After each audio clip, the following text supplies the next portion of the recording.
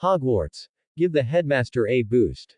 Chapter 1. London in 1991 was always shrouded in a hazy mist.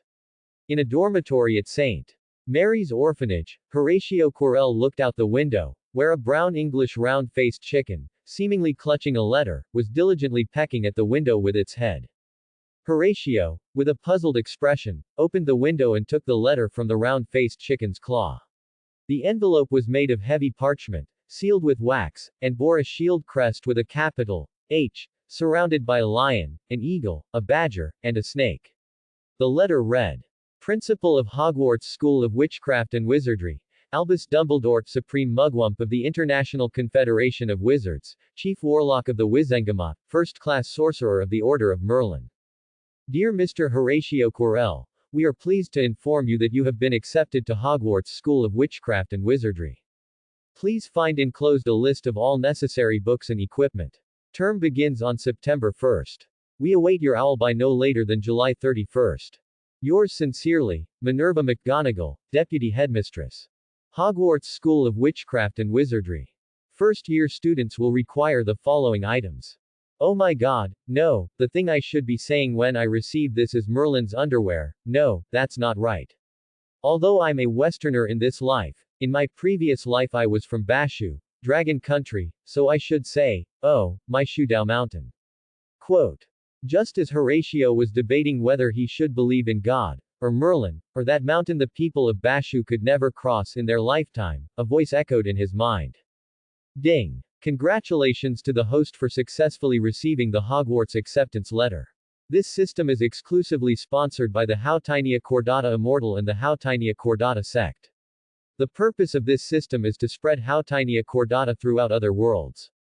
Horatio was startled by the voice in his mind and was wondering if there was some conspiracy, but upon hearing, Houtinia Chordata sect, he immediately relaxed. People who like to eat Houtinia Chordata are not bad people. If someone wanted to harm him, he would curse them so that Houtinia Chordata would never grow in their current location. Somewhere in another world, a man hoeing the ground felt a chill down his spine.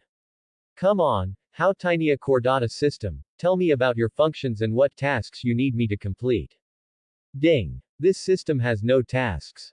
It only hopes that when you become successful in the future, you can plant Houtinia Chordata all over Hogwarts.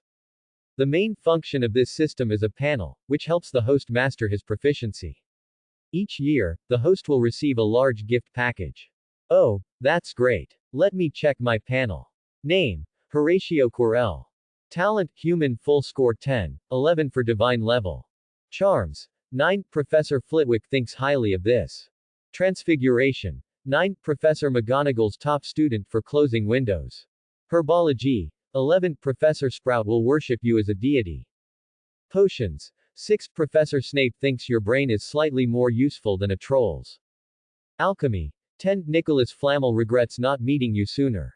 Dark Arts, 8, do you choose to eat Houtinia Chordata or Avada Kedavra?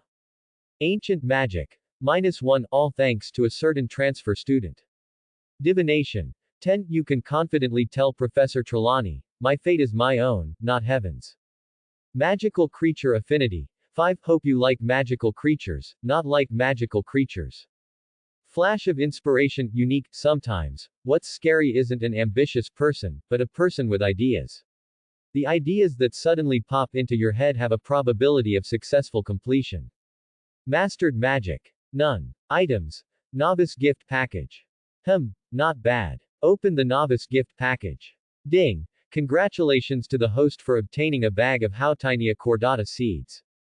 Free talent points *4. Books. 5 years at Hogwarts, 3 years in Azkaban, a certain dimensional demon god's research on the soul, the principle of equivalent exchange in alchemy, but I can haggle, botany, how I became a great Buddha by cultivating plants in another world, secret technique, clap your hands and get what you wish for, physics tutorial from a certain scientific, actually magical, academy, the 4 fundamental forces. Awesome, system, you're amazing. These things give me a strong sense of déjà vu. I suspect your composition is a bit complex. Horatio rubbed his head. Since he had come to the magic world, the first thing to do was definitely to learn magic. System, help me extract, 5 years at Hogwarts, 3 years in Azkaban. Let me see what it's about. Boom. A thick black book fell from a black hole, landing heavily in front of Horatio, its impact shaking the bed a few centimeters off the ground. Horatio stared dumbfounded at the book, which he estimated to be a meter thick. Ah, me, study this. How can I ever finish reading it? This is just the introduction and table of contents. The rest won't fit in your room. Do you need to continue extracting? A few days later, at St. Mary's orphanage, an old man with a white beard and white hair, dressed in strange wizard robes, arrived at the parlor. What?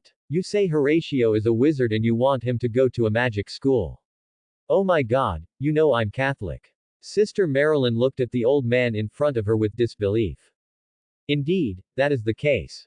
Dumbledore waved his hand casually, and a teacup on the parlor table transformed into a white mouse, which hopped off the table and scurried away under the nun's incredulous gaze. My God, if this were a few centuries ago, I would definitely report you to the Holy See and prepare a stake for you. Dumbledore's lips twitched, his eyes filled with exasperation. Well then, sir, please follow me.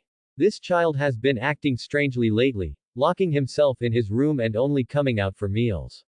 He's the smartest child I've ever met, but he's a bit of a loner, with no friends in the orphanage, and no one wants to share a dorm with him. Dumbledore's alarm bells rang, and he quickly asked, has he been bullying classmates or mistreating animals in the orphanage? No, not at all. He just seems like a little adult and doesn't quite fit in with the other children. All right, sir, we've arrived. Sister Marilyn knocked on Horatio's dorm room door, under Dumbledore's relieved gaze. Come in. The dorm door was pushed open, revealing a boy with a blanket draped over his head, hair like dry grass soaked by a downpour, a few strands clinging to his forehead, dark shadows under his eyelids, and bloodshot eyes. He was engrossed in a black book, while the floor was littered with the shriveled corpses of small animals like cockroaches, spiders, mice, and geckos. In front of him was a drawing of a bizarre hexagram and unknown symbols, resembling some kind of ritualistic pattern. Mr. Horatio, what are you doing? Why are you in such a state? Sister Marilyn, not noticing the old man behind her who had already pulled a stick from his robes, shouted loudly at the boy in the room. Horatio put down his book and looked towards the door, spotting the old man. His eyes suddenly lit up, and he scurried towards the door like a large mouse. You must be Professor Dumbledore, right? My name is Horatio Quirrell. I received your school's invitation a few days ago, and I replied, hoping to study at your esteemed institution. Horatio looked at Dumbledore with anticipation. Dumbledore reluctantly put away his wand and, pointing at the magic circle on the floor, said, my boy, can you explain what you are doing? You mean this? Oh, I'm refining the Philosopher's Stone. I found this book a few years ago and always thought everything written in it was fake, just to trick children. It wasn't until I received your letter that I tried out the contents of the book. This was a lie. Horatio simply didn't have the patience to read. 5 years at Hogwarts, 3 years in Azkaban. Considering that going to school cost money and he didn't have a single coin, he specifically asked the system to extract the method for making the Philosopher's Stone from alchemy. For this, he had even put some talent points into alchemy, so his current alchemy talent was Alchemy 11. Your casual touch reaches a peak unattainable by mortals. Various elements and runes obey you like soldiers. Perhaps you might even create a world with alchemy later. Recently, I used the physical and soul energy of cockroaches, spiders, and mice to create this. Horatio pulled out a dark red stone, about the size of a pinky fingernail, from his jacket pocket. The Philosopher's Stone is also called the Sorcerer's Stone, but because this one only used the life and soul power of animals like mice and cockroaches, its functions are similar to the genuine article, but it has a limited number of uses. Currently, it can be used a maximum of 5 times. After saying that, he touched a candlestick in the hallway with the Philosopher's Stone. The bronze candlestick and white candle immediately turned golden under the astonished gaze of Dumbledore and Sister Marilyn. Now there are 4 uses left. Dumbledore looked at the dark red Philosopher's Stone in Horatio's hand, a sound like a groundhog's cry echoed in his heart, but his face remained impassive as he said to Sister Marilyn, Madam Marilyn, I have something I need to discuss privately with Horatio. Could you grant me some private space with Mr. Horatio? Sister Marilyn had just recovered from the shock of the orphanage's candlestick turning into gold. Hearing Dumbledore's words, she hesitated but then nodded to him. The events of the day had profoundly impacted her worldview, and she needed to go to the prayer room to pray. Once Sister Marilyn left, Dumbledore said helplessly to Horatio, "Little fellow, you've really given me a challenge." Dumbledore deliberated for a moment but still didn't use a memory charm to erase Horatio's memories. This was mainly because, although alchemy involved many things related to the body and soul, strictly speaking, it didn't belong to the dark arts.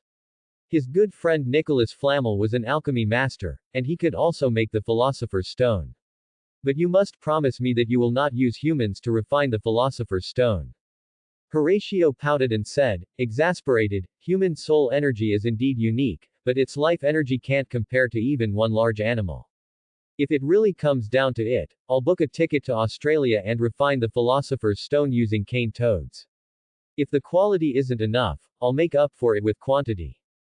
Dumbledore rubbed Horatio's head with satisfaction. "Good boy, I'll keep this book for you. I'll return it when you're a bit older. In return, I can grant you a small condition." Horatio waved his hand indifferently. Anyway, the system had a backup of this item, and he could extract it anytime. "Well then, child, get ready. I'll take you to Diagon Alley to buy all the items you need for school. I suggest you say goodbye to the nun. Given your current situation, I think we need to find you a guardian to keep an eye on you." "All right, I'll write a letter to Sister Marilyn in a bit. One more thing, I don't have any money." "It's fine. The Ministry of Magic has a student loan for new students. It's not a large amount, but it's enough." Before Dumbledore could finish, Horatio tapped the Philosopher's Stone against the bedside table. The wooden bedside table instantly turned into gold. "I think I have money now." "Ah, blah." In a secluded alley, Horatio leaned against the wall with his right hand, his left clutching his stomach. His stomach churned, and he wished he could throw up his bile. Doesn't Professor Dumbledore have a gentler way? This method is fast, but it's really not friendly to the stomach. I'm even remembering what I ate last night. You'll get used to it. This is apparition, the fastest way for a wizard to travel. Because there's a risk of body separation during use, this magic is only allowed for those who are 17 years old and have received permission to use it.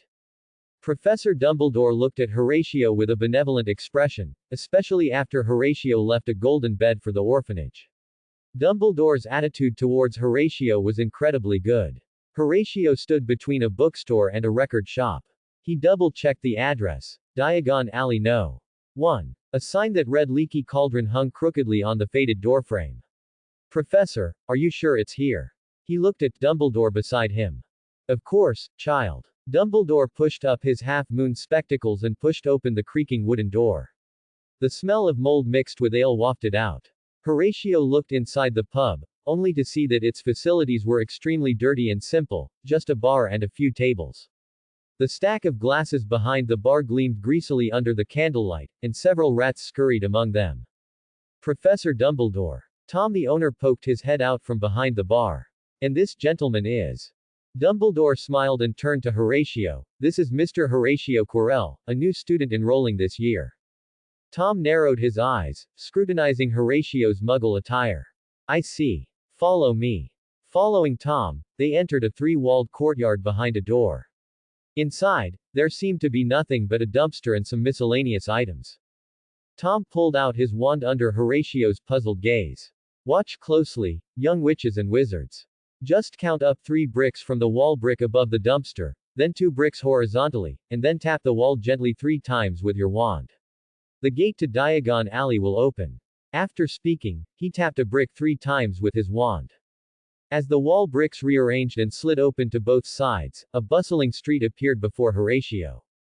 Tom clapped his hands and said, "Welcome to the magic world, young witches and wizards." Horatio looked at the wall and the dumpster, deep in thought, with some bold ideas, but standing next to Dumbledore, he couldn't implement them for now. "Let's go, child. We'll go to Gringotts first to exchange some galleons. Muggle currency isn't circulated in the wizarding world." Following Dumbledore's steps, Horatio arrived in front of a white-arched building. The first door of Gringotts was a gleaming bronze gate, guarded by goblins in scarlet and gold uniforms. After Dumbledore and Horatio arrived, they bowed to them. After passing through the first main gate, they entered the second silver gate, on which the following words were engraved. Enter, stranger, but take heed, of what awaits the sin of greed, for those who take, but do not earn, must pay most dearly in their turn. So if you seek beneath our floors, a treasure that was never yours, thief, you have been warned, beware, of finding more than treasure there. Passing through the second silver gate, they entered a spacious marble hall. About 100 goblins sat behind long counters, scribbling in large ledgers. Some weighed coins with scales, others examined gemstones with monocles. After entering, Dumbledore and Horatio were led by a short goblin in a suit to a counter, where another goblin in a suit also sat, but this one wore round, gold-rimmed glasses, much like a capitalist. Hogwarts freshman. The goblin at the counter glanced at Horatio with disdain. Show me your acceptance letter. Horatio pulled out his Hogwarts acceptance letter from his pocket. New students can only exchange 200 galleons per year. Any other questions? The goblin at the counter impatiently counted out 200 galleons and threw them onto the counter. Sir, can these be exchanged for galleons? Horatio took out a bag from his waist, which Dumbledore had kindly gifted him, enchanted with an undetectable extension charm.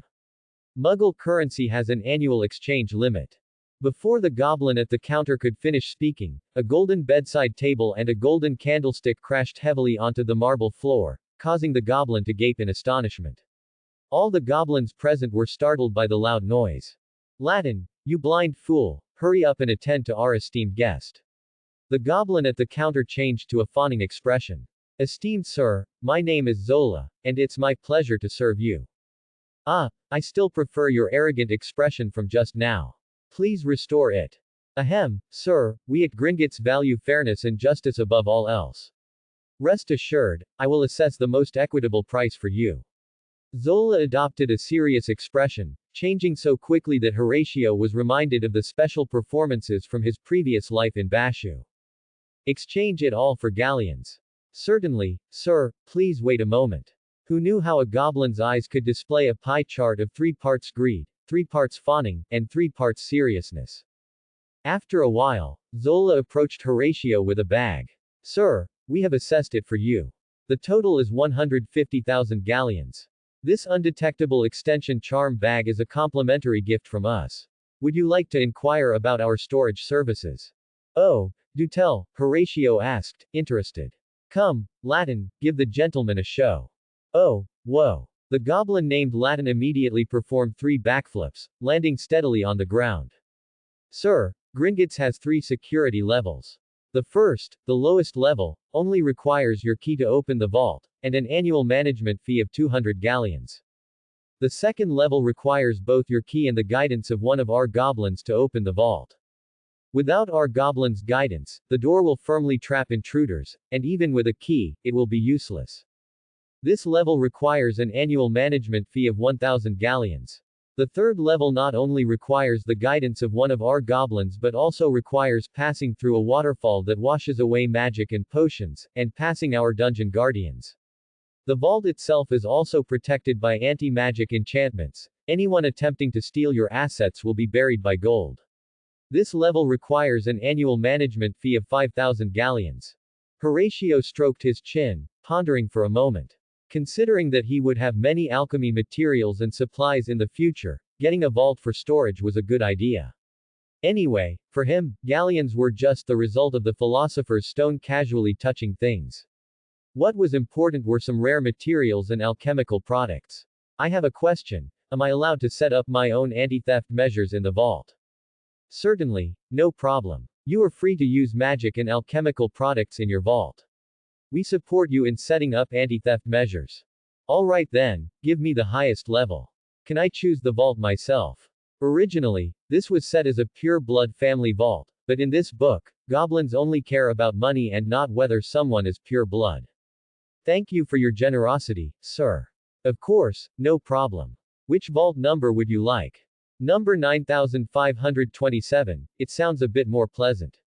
Alright, let me check. Sir, vault 9527 is currently unused. Please follow me. Horatio and Dumbledore followed Zola through the hall's door into a narrow stone corridor. Below, there was a small railway. Under Zola's guidance, they rode a small trolley through the labyrinthine, winding passages. Along the way, there was an underground lake, adorned with giant stalactites and stalagmites.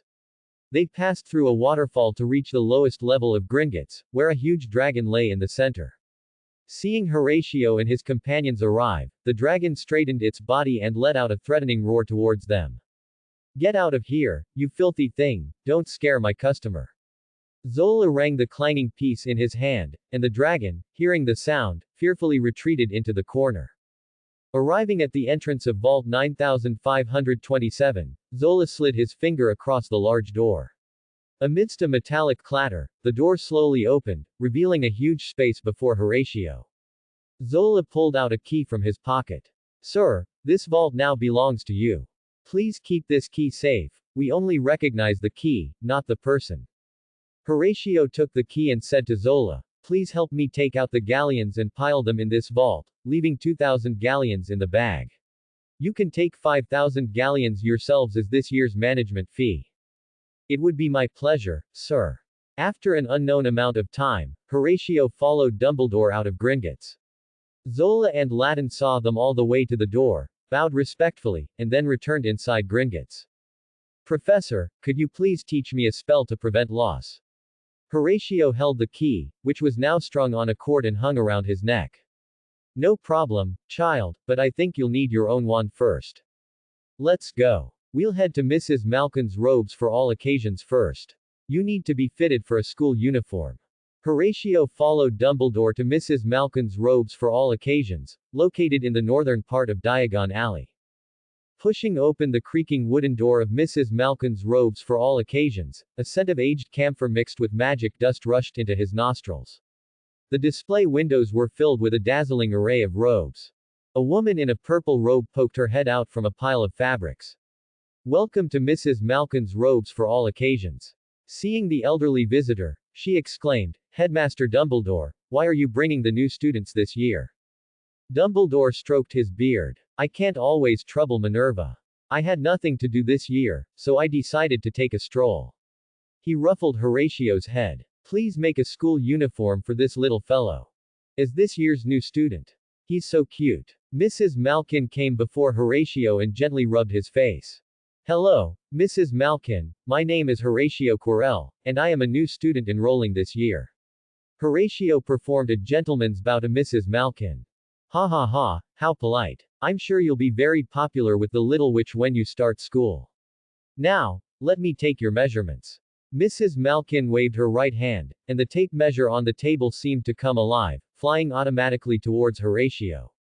Horatio cooperated as the tape measure took his measurements, and a quill automatically recorded something in a notebook. "All right, child." Mrs. Malkin looked at the contents of the notebook. "I'll send the clothes to you by owl once they're ready." "Wait a moment, Mrs. Malkin, can you make custom clothes here?" "Yes, I can. What kind of clothes do you want to have made?" Horatio picked up a quill and drew a trench coat on a piece of paper, with cloud-like patterns on the garment. "Just like this, please make me a black one, with the cloud pattern in red with white borders." Mrs. Malkin looked at the drawing of the clothes on the paper, thought for a moment, and replied, "No problem. I'll send them to you together when they're done. Thank you for your trouble. How much will it be?" 50 galleons, please." Horatio counted out 50 galleons and paid Mrs. Malkin, then followed Dumbledore out of the robe shop. Once outside, Dumbledore couldn't help but ask, "Child, is there any significance to that outfit you ordered?" Mainly, I suddenly felt like letting the world experience some pain." "Just kidding. It's mainly for showing off. Don't you think it would be cool if everyone else is wearing school uniforms, and I have a trench coat like that over mine?" Following a speechless Dumbledore, they entered a bookstore with a sign that read, "Flourish and Blots." This time, Horatio didn't cause any trouble, honestly purchasing the books according to the list. He also had some books in his system warehouse that were older than him, so he wasn't interested in buying any other books.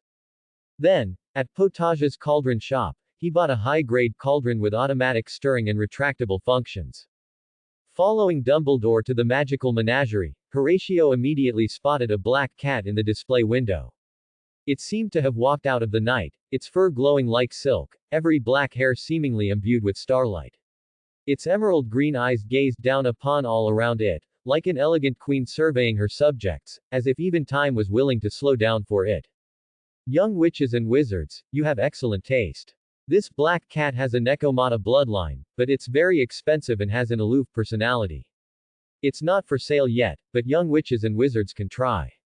A shop assistant led Horatio to the display window where the black cat was kept, opened the window, and gestured for Horatio to try and gain the black cat's approval. Horatio cautiously extended his hand towards the black cat. It sniffed Horatio's scent, licked the back of his hand, and then buried its head in Horatio's palm, letting out a comfortable purring sound.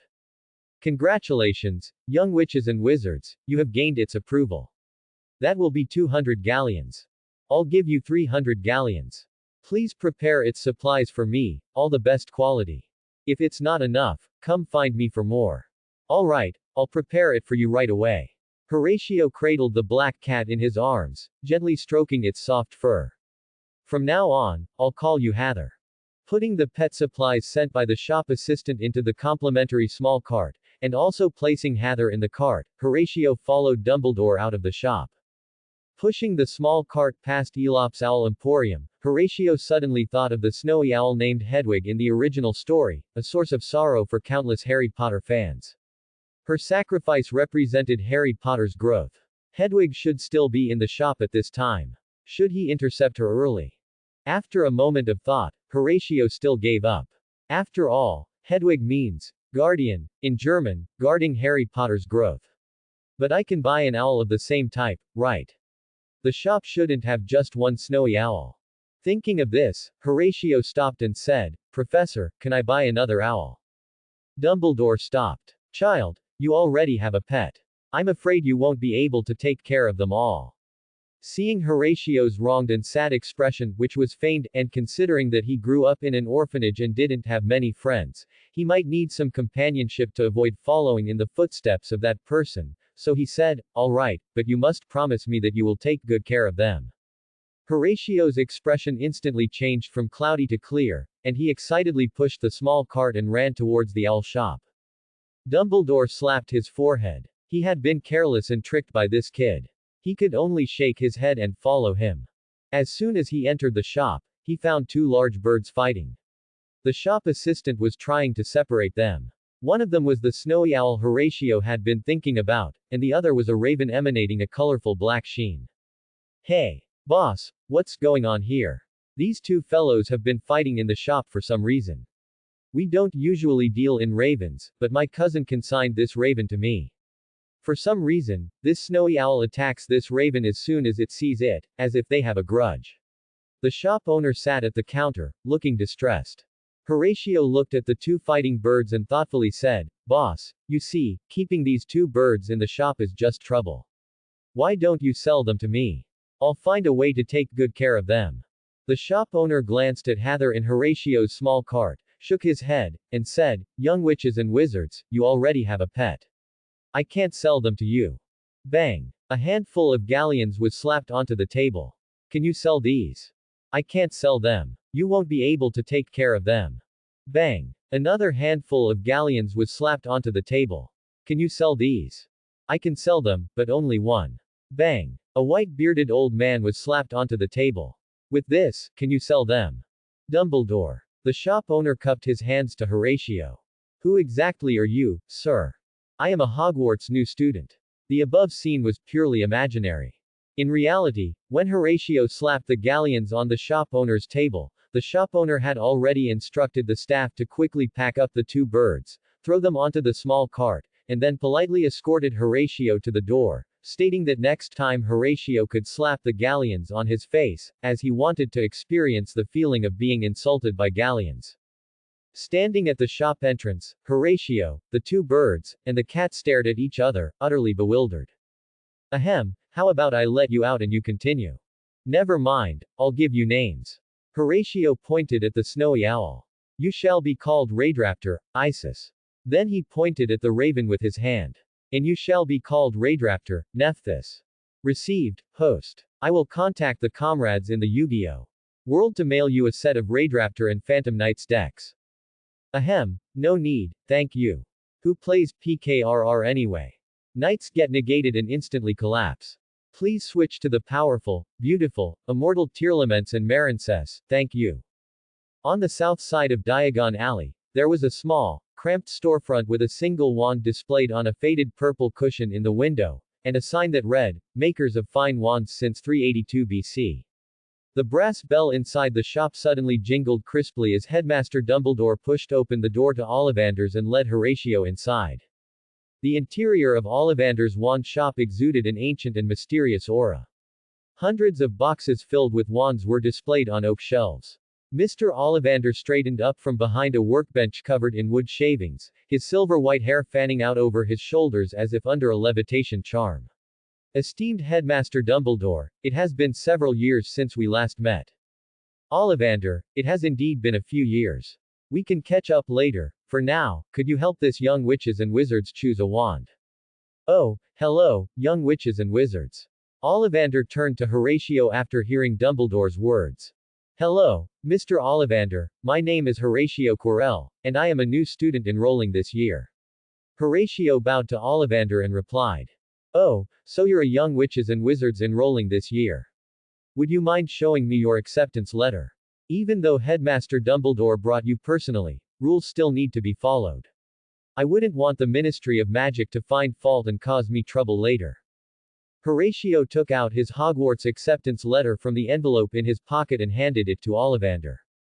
All right, Mr. Horatio Quirrell, which arm do you prefer to use?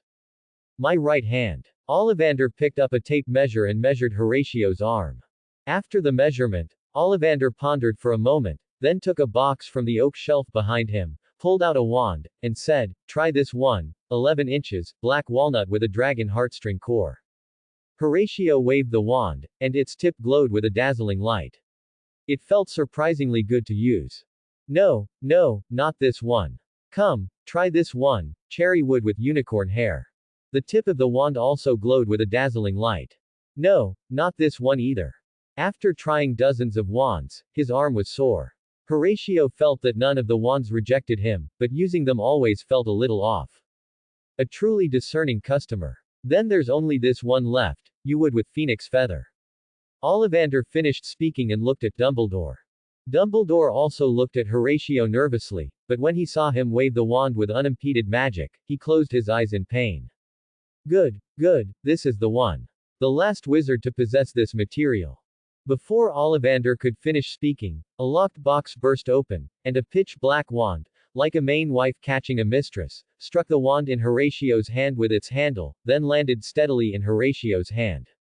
Merlin's beard. No, this isn't right. Ollivander clutched his head, a pained expression on his face. Horatio tried waving the wand.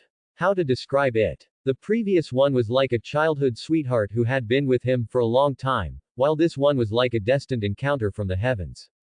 Ariri was furious. Under the bewildered gazes of Horatio and Dumbledore, Ollivander began to explain, in our family's long history of wand making, there have always been a few mavericks. This wand comes from a disowned ancestor. Logically, a wand can only have one core, different cores are bound to conflict. But my ancestor believed, why should a wand only have one core? He continuously experimented, and finally, with a special alchemy potion, he successfully combined thestral tail hair and phoenix feather, two materials that are, strictly speaking, conflicting. And he used elder wood, the most difficult material to control, as the wand wood. For hundreds of years, this wand has been like ordinary wood, no one could channel magic into it. It was even considered a failed wand by my family, always serving as a case to warn future generations. But today, I witnessed a miracle. Child, do you know? I was taught from a young age that a wand can only have one core. But today, I feel my worldview has collapsed. I don't know what this wand represents, and I can't guarantee that no problems will arise later. Child, it's your choice now, choose this unknown one or the stable one. Horatio looked at the wand in his hand. Adults make choices, children want everything. They are all my wings. Ollivander and Dumbledore. Finally, after Horatio's various tactics of throwing tantrums, rolling on the floor, threatening to die, and going on a hunger strike, Horatio left contentedly with 2 wands. Professor, where are we going next? Pushing a small cart, he followed Dumbledore to a secluded corner. France, I need to retrieve something, and you need to stay there for a month. What, Professor, are you going to abduct me to France and sell me to Beauxbaton's academy to be a house elf? Ignoring Horatio's antics, Dumbledore placed a hand on Horatio's shoulder, and they instantly vanished from the spot. The moment the person, cat, and 2 birds arrived, they leaned against a wall, retching. Who the hell invented apparition? I'll dig up his grave someday. Stop messing around, compose yourself. We are now going to visit one of the greatest alchemists. Following Dumbledore's footsteps, Horatio arrived in front of a Victorian-style house. Before Dumbledore could knock on the door, an aged voice came from inside the house. Is that you, Dumbledore, my friend? It's me, Nicholas. Come in, my friend. Forgive me for my inability to greet you personally due to my weak legs. As Dumbledore pushed open the door, an old man in a white robe sat on the sofa. He resembled a dried mandrake, his fingers long and thin like withered branches, his nails an unhealthy grayish white, and his joints protruding like old tree knots. As he raised his teacup, blue veins snaked across the back of his pale hand, and the tea liquid in the cup trembled slightly, reflecting his sunken eye sockets. You've come for that thing, haven't you? Perenelle and I discussed it. While time cannot take our lives, it still takes our youth. We are very old, we have experienced what needed to be experienced. I agree with your plan. It's just a pity that you are entangled in trivial matters, otherwise, you would surely surpass me and become the greatest alchemist. Speaking of which, Horatio, show Nicholas what you've made. Hearing Dumbledore's words, Horatio pulled out the fingernail-sized Philosopher's Stone from his pocket and approached Nicholas Flamel. Nicholas Flamel took the Philosopher's Stone with trembling hands. Is this the Philosopher's Stone? No, it's more advanced. Child, did you make this? Yes, I made it using the life and soul energy of some cockroaches, spiders, and rats. Strictly speaking, it should be called a Philosopher's Stone, not a Philosopher's Stone. They have one major difference, but, Horatio subtly glanced at Dumbledore. Nicholas Flamel understood. He took a cloth bag from his pocket and threw it to Dumbledore. My friend, you have what you need. You go attend to your matters first. I will take good care of Mr. Horatio. You can pick him up when school starts. Dumbledore took the cloth bag, looked at Nicholas Flamel and Horatio with a puzzled expression, said nothing more, and left Nicholas Flamel's house with the bag. Child, now can you tell me the difference between the Philosopher's Stone and your Philosopher's Stone? Horatio did not answer. He simply took the Philosopher's Stone from Nicholas Flamel's hand, held it in his palm, and said, I want a chocolate. What does a Philosopher's Stone have to do with chocolate? As Horatio slowly opened his palm, to Nicholas Flamel's disbelief, the Philosopher's Stone was gone, and in its place was a chocolate. Nicholas Flamel fell silent, looking at the chocolate in Horatio's hand. Is the biggest difference between the Philosopher's Stone and a regular magic stone that the Philosopher's Stone can grant wishes? I don't think it's exactly granting wishes. It's more like bringing something you could accomplish in the future into the present. Its essence is borrowing from the future, and it can't do anything about established facts that have already occurred. This was a lie. The Philosopher's Stone could certainly alter past events, but the number of souls and lives required would be astronomical. Upon hearing Horatio's words, Nicholas Flamel's eyes, which had been full of anticipation, instantly filled with disappointment. He said self-mockingly, You're right, there's no such thing as a regret pill in this world. Child, it's getting late. Get some rest. Tomorrow morning, I'll officially teach you alchemy. All right, Teacher Nicholas. Isis, Nephthys, if you two fight again, I'll rip off your wings and replace them with mechanical alchemical wings. Hather, go give them both a slap, let them know who's boss. Hather, hearing her master's command, leapt from his arms and delivered 2 swift, cat punches, to the heads of the 2 squabbling large birds.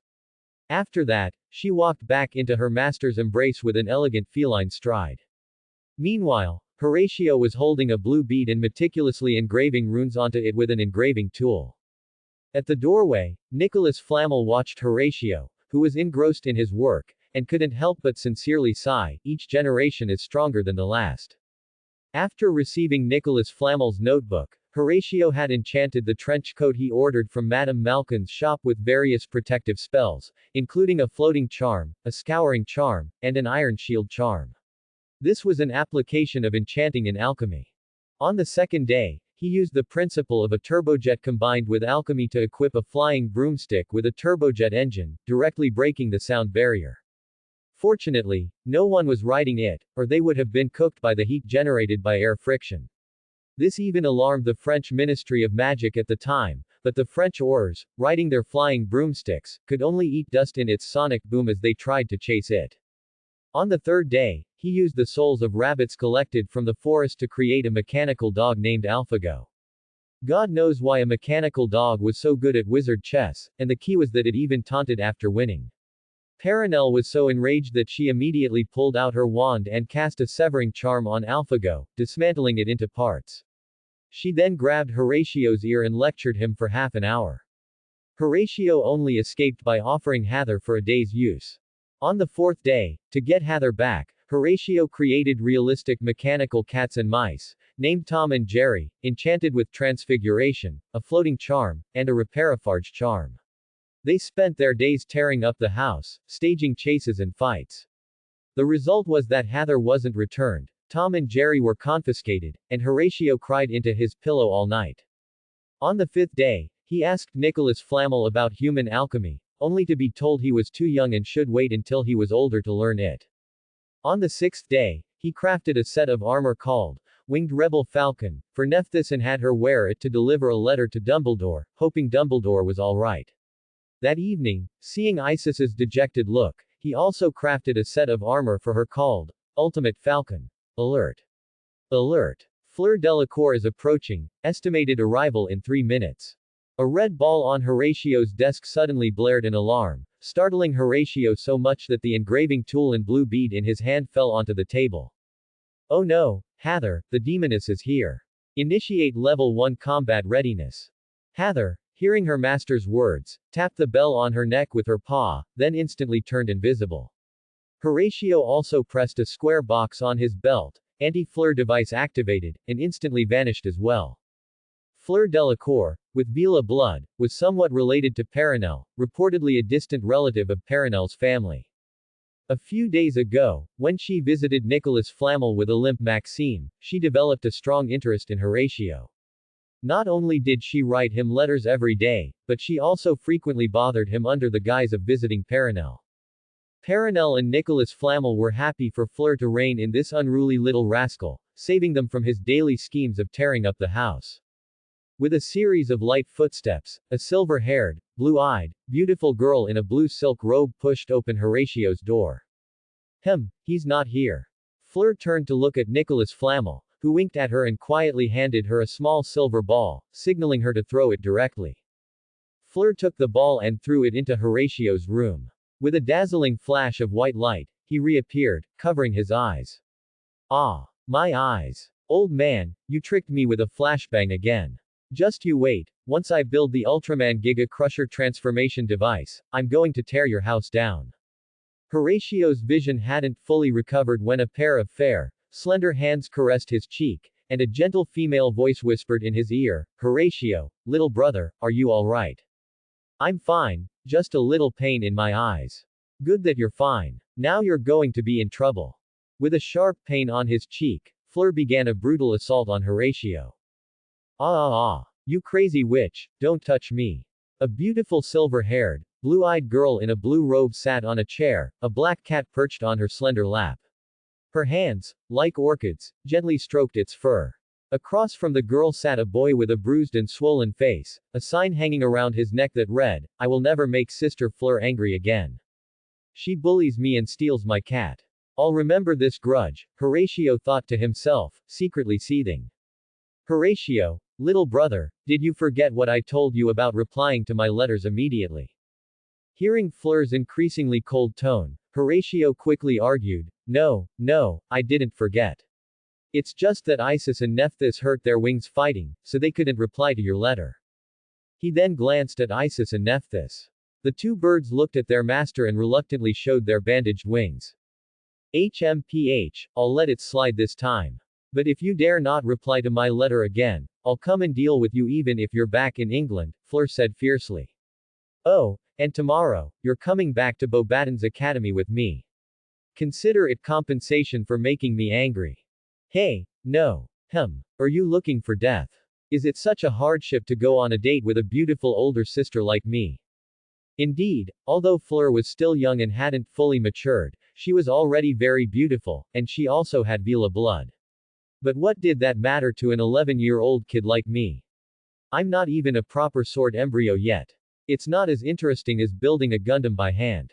Hey, even though you're beautiful, in my eyes, you're not worth a single radish robot.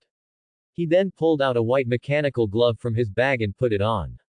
I shall sortie in Gundam form. The Pyrenees Mountains in southern France. An elegant and magnificent estate, primarily built with white marble and surrounded by rose gardens, is situated here. A beautiful little girl, pulling an annoyed little boy, walked by the estate's fountain. Horatio, your Professor Nicholas Flamel also attended Beauxbaton's Academy of Magic. He met his wife Perenelle at Beauxbaton's, and their love story is still told within the academy to this day. Fleur pulled Horatio, introducing him to Beauxbaton's academy. Coming before a statue, Fleur said, "Look, that's your professor's statue. He made immense contributions to the construction of Beauxbaton's academy. To commemorate his contributions, Beauxbaton's academy specially built a statue for him." She added, "The students and professors of the academy all greatly respect him." Horatio looked at the kind and dignified statue, thinking about how that old man had tricked him yesterday. This was intolerable. Taking advantage of Fleur's inattention, Horatio broke free from her small hand and ran to the old man's statue. He placed his right hand on the statue's base, activating alchemy. As magic covered it, Nicholas Flamel's statue gradually changed. The elegant wizard robe he was wearing transformed into overalls, the wand in his right hand became a basketball, and his upright posture with hands placed at his abdomen shifted into an Iron Mountain lean. Horatio took out a speaker from the pouch at his waist and directly welded it to the base. As a familiar tune began to play, Nicholas Flamel's statue also started to dance a familiar dance to the music. Fleur and the passing students watched all these changes in stunned silence, then reacted. Horatio. Fleur delivered a powerful smack to Horatio's head. What exactly did you do? Quickly change it back. No. Horatio rubbed the large bump on his head, looking at Fleur with stubbornness. What? You want another beating, do you? Fleur rolled up her sleeves, preparing to continue disciplining Horatio. All right, Fleur. A dignified female voice stopped Fleur's actions. A tall, elegant lady and a white-bearded old man walked over. Very beautiful transfiguration. An outsider sees the spectacle, an expert sees the skill. Dumbledore walked to the statue, touching its base. Not only are runes of permanent transfiguration inscribed, but also a unique defense mechanism has been added. Even I can't undo this system in a short time, I would have to forcibly destroy the statue. Hey, old man, give me back my tier 13. Seeing Dumbledore, Horatio disregarded the bump on his head and rushed towards Dumbledore. Die, old man, taste my rider kick. Before Horatio could get close, Dumbledore waved his wand, and a rope suddenly appeared, binding Horatio into a ball, wriggling on the ground. Finally, Dumbledore and Horatio reached an agreement. Dumbledore would return the winged rebel falcon armor to Horatio, and Horatio would restore Nicholas Flamel's statue to its original state. Hello, 8 foot, no, Madame Maxime. Horatio pulled out hand sanitizer from his pouch, squeezed a bit into his palm, then rubbed his hands together like a fly. Is the fly swatter I gave you last time working well? Madame Maxime didn't know why Horatio always washed his hands with sanitizer whenever he met her, perhaps out of respect. It's a good alchemy tool, if only it didn't sometimes attack my backside. Ahem, there might have been a malfunction. I'll help you fix it later. Madame Maxime looked at Horatio's sincere face and said to Dumbledore, Headmaster Dumbledore, you see how mischievous this child is. I'm afraid you can't manage him well. Why not let him transfer directly to Beauxbaton's? I will help you manage him, and Fleur and Nicholas Flamel are both here, so he'll at least have company. Before Dumbledore could refuse, Horatio jumped out first, I disagree. Then he pointed at the group of Beauxbaton's students who were watching and said, I suspect I'll be stabbed 18 times in the back and commit suicide by eating a large melon. Madame Maxime looked at the group of boys, and perhaps not just boys, who were gritting their teeth, watching Fleur leaning on Horatio, actually pinching Horatio's lower back, and said, "You're right, never mind." These past few days, Horatio had been accompanying Fleur on strolls around Beauxbaton's academy. Dumbledore and Principal Maxime seemed to have something to discuss. Once they finalized their negotiations, Dumbledore would take Horatio back to Britain. Although Fleur was a bit reluctant, she accepted the fact with Madame Maxime's comfort. She had just been clinging to Horatio lately, which utterly infuriated the students of Beauxbaton's academy. On the day of their departure, Fleur came to Nicholas Flamel's home to bid Horatio farewell. "Remember, write to me even when you return to Britain. Otherwise, even if you hide in Hogwarts, I will find you and fiercely pull your ears." Fleur, with red eyes, tidied Horatio's clothes. I know, stop being so nagging. Here, for you." Horatio took out a box and handed it to Fleur. "Goodbye, old man. Goodbye, Grandma Perenelle. Goodbye, Fleur." Horatio bid farewell to the three of them one by one, then ran towards Dumbledore. "Wait a moment." Horatio stopped. As soon as he turned around, a pair of fragrant lips gently pressed against his cheek. "Goodbye, don't forget me."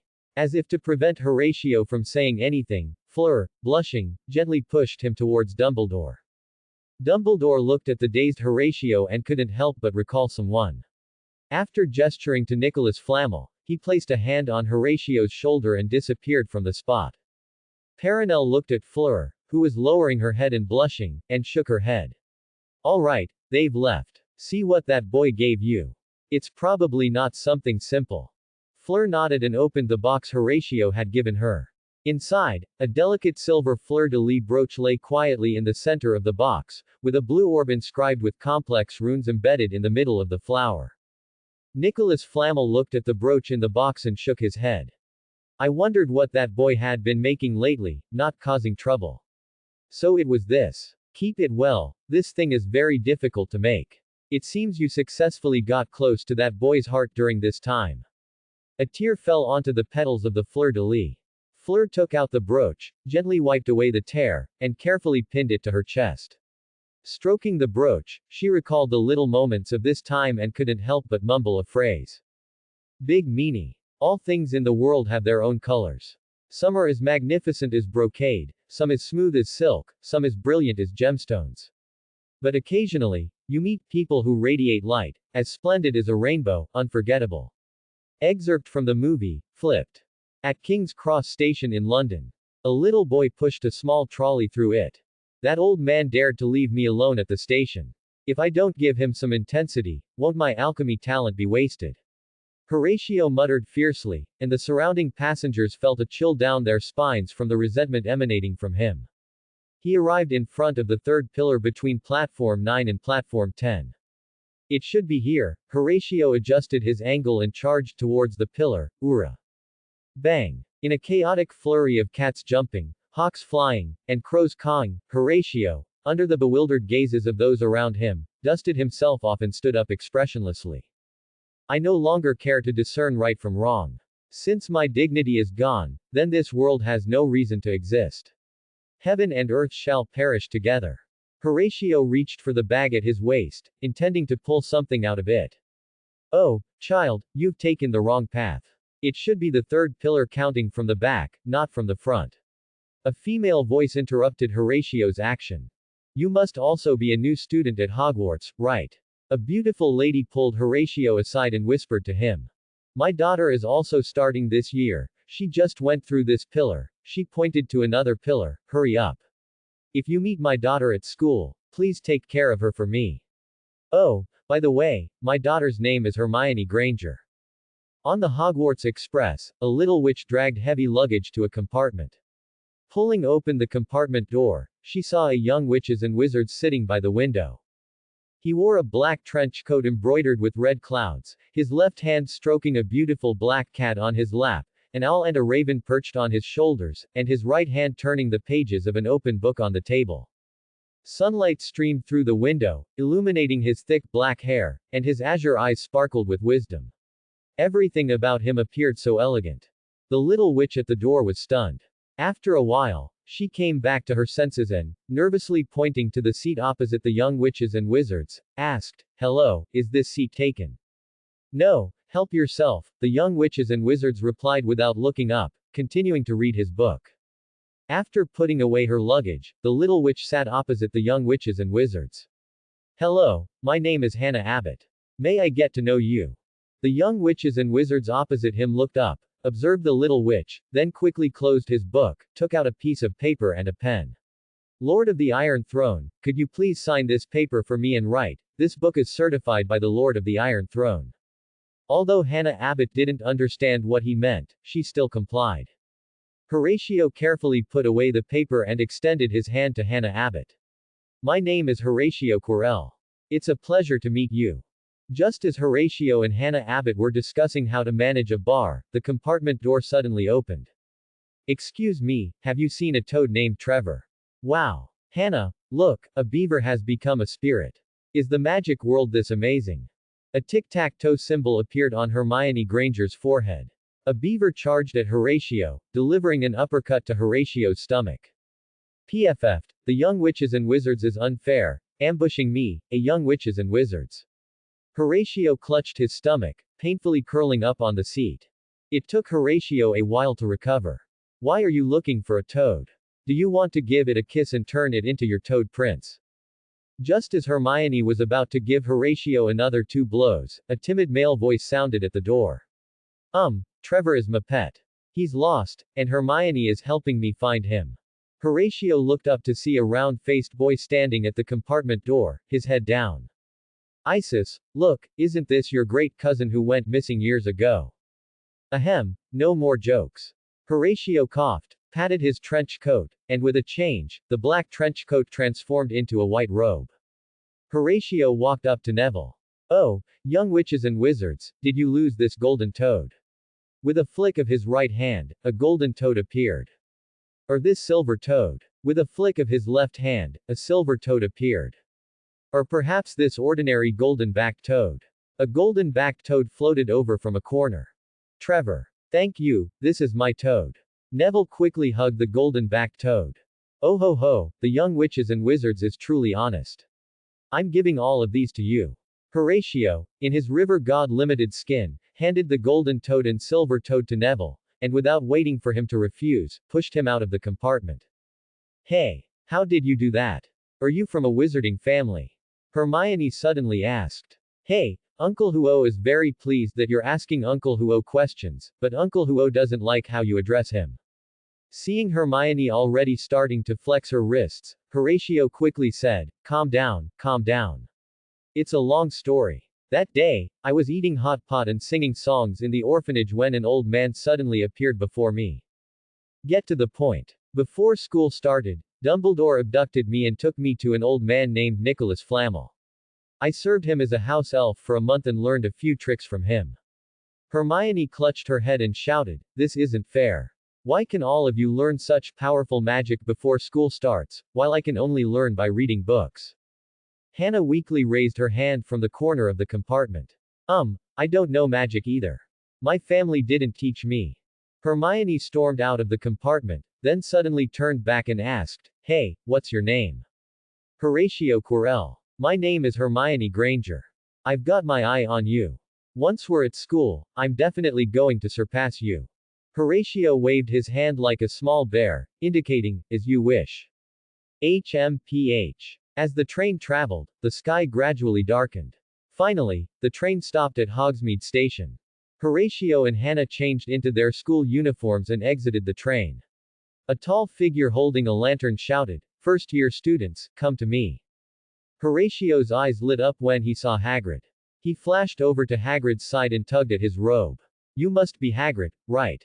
Professor Dumbledore mentioned you to me." Hagrid looked down at Horatio. "May I ask who you are?" "Oh, my name is Horatio Quirrell." "You're really tall. Are you a giant?" "No, I'm a half-giant. My father was a wizard, and my mother was a giant." A question mark appeared above Horatio's head. This was hard to comment on. One could only say that true warriors dared to challenge the deepest caves. Haha, I know an elegant female giant.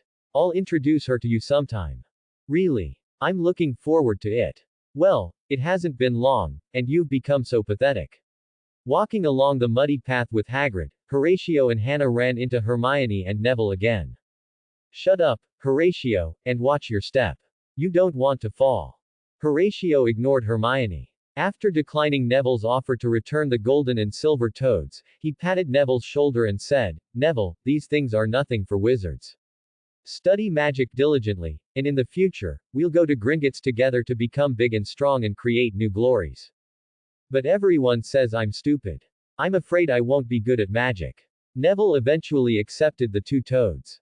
It's simple, watch closely. Horatio took out his dual material core wand, which he had named Way, and gently soothed his other wand, which he had named Lee.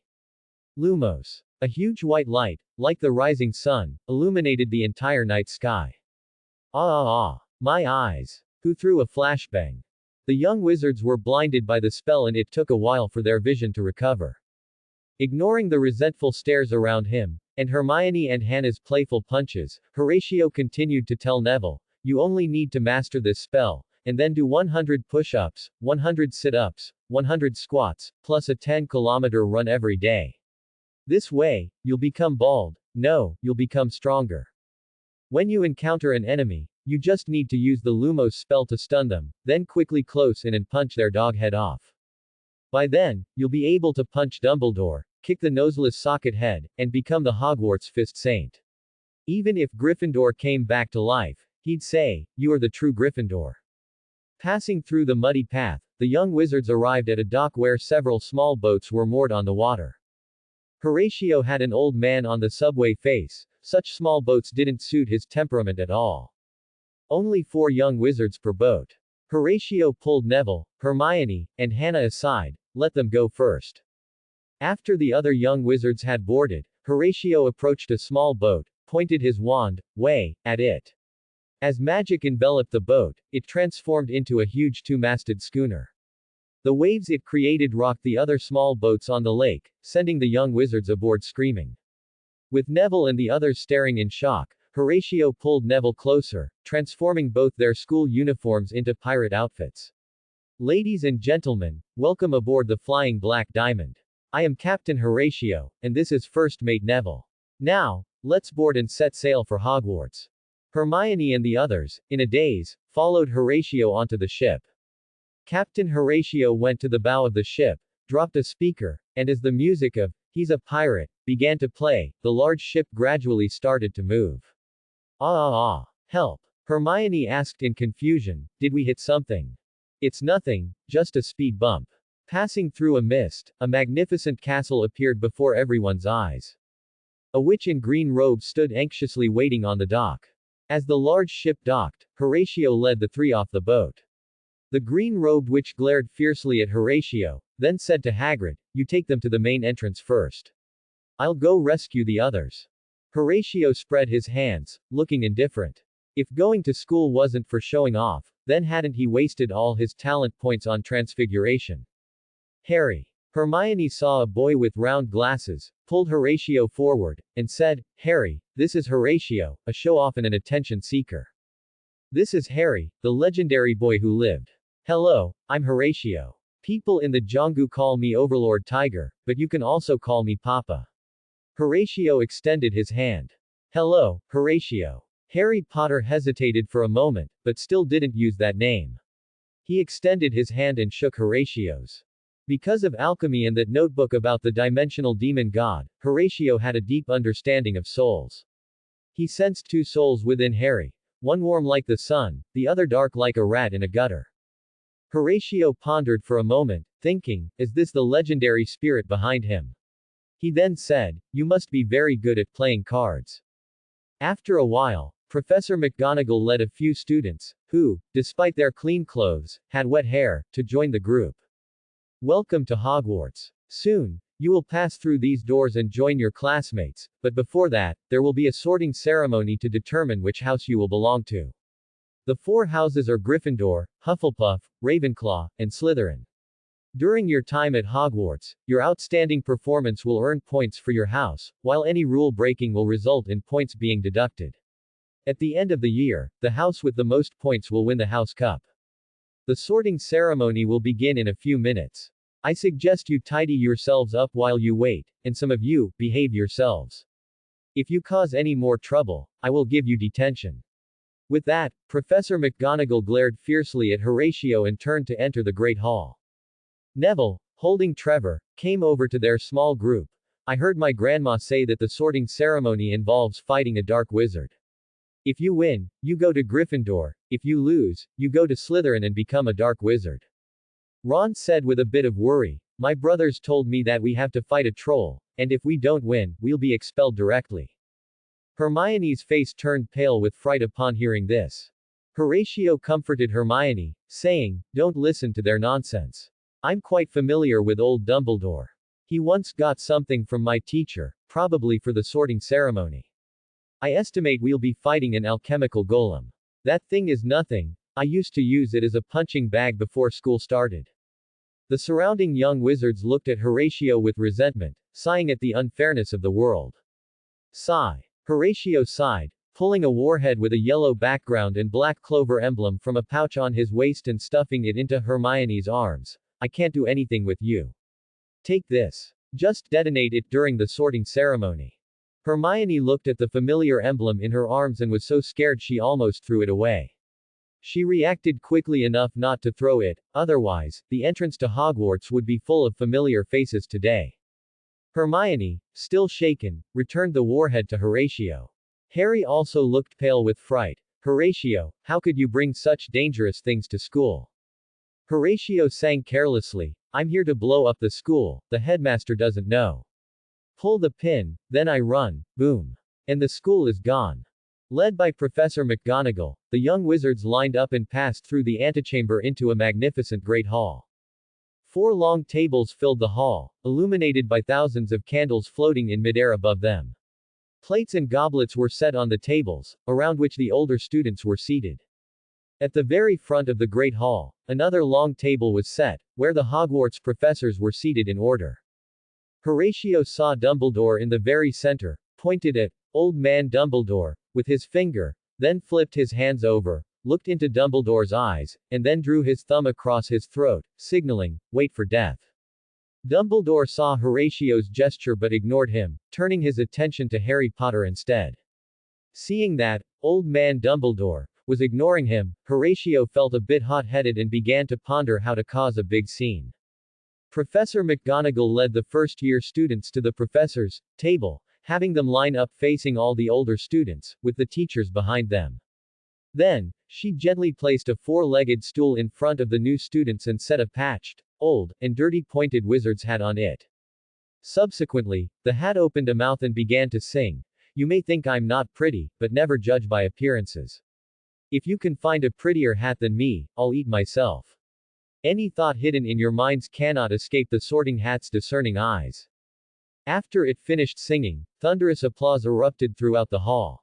Professor McGonagall then pulled out a roll of parchment and said, whose name I call now, put on the hat, sit on the stool, and await sorting.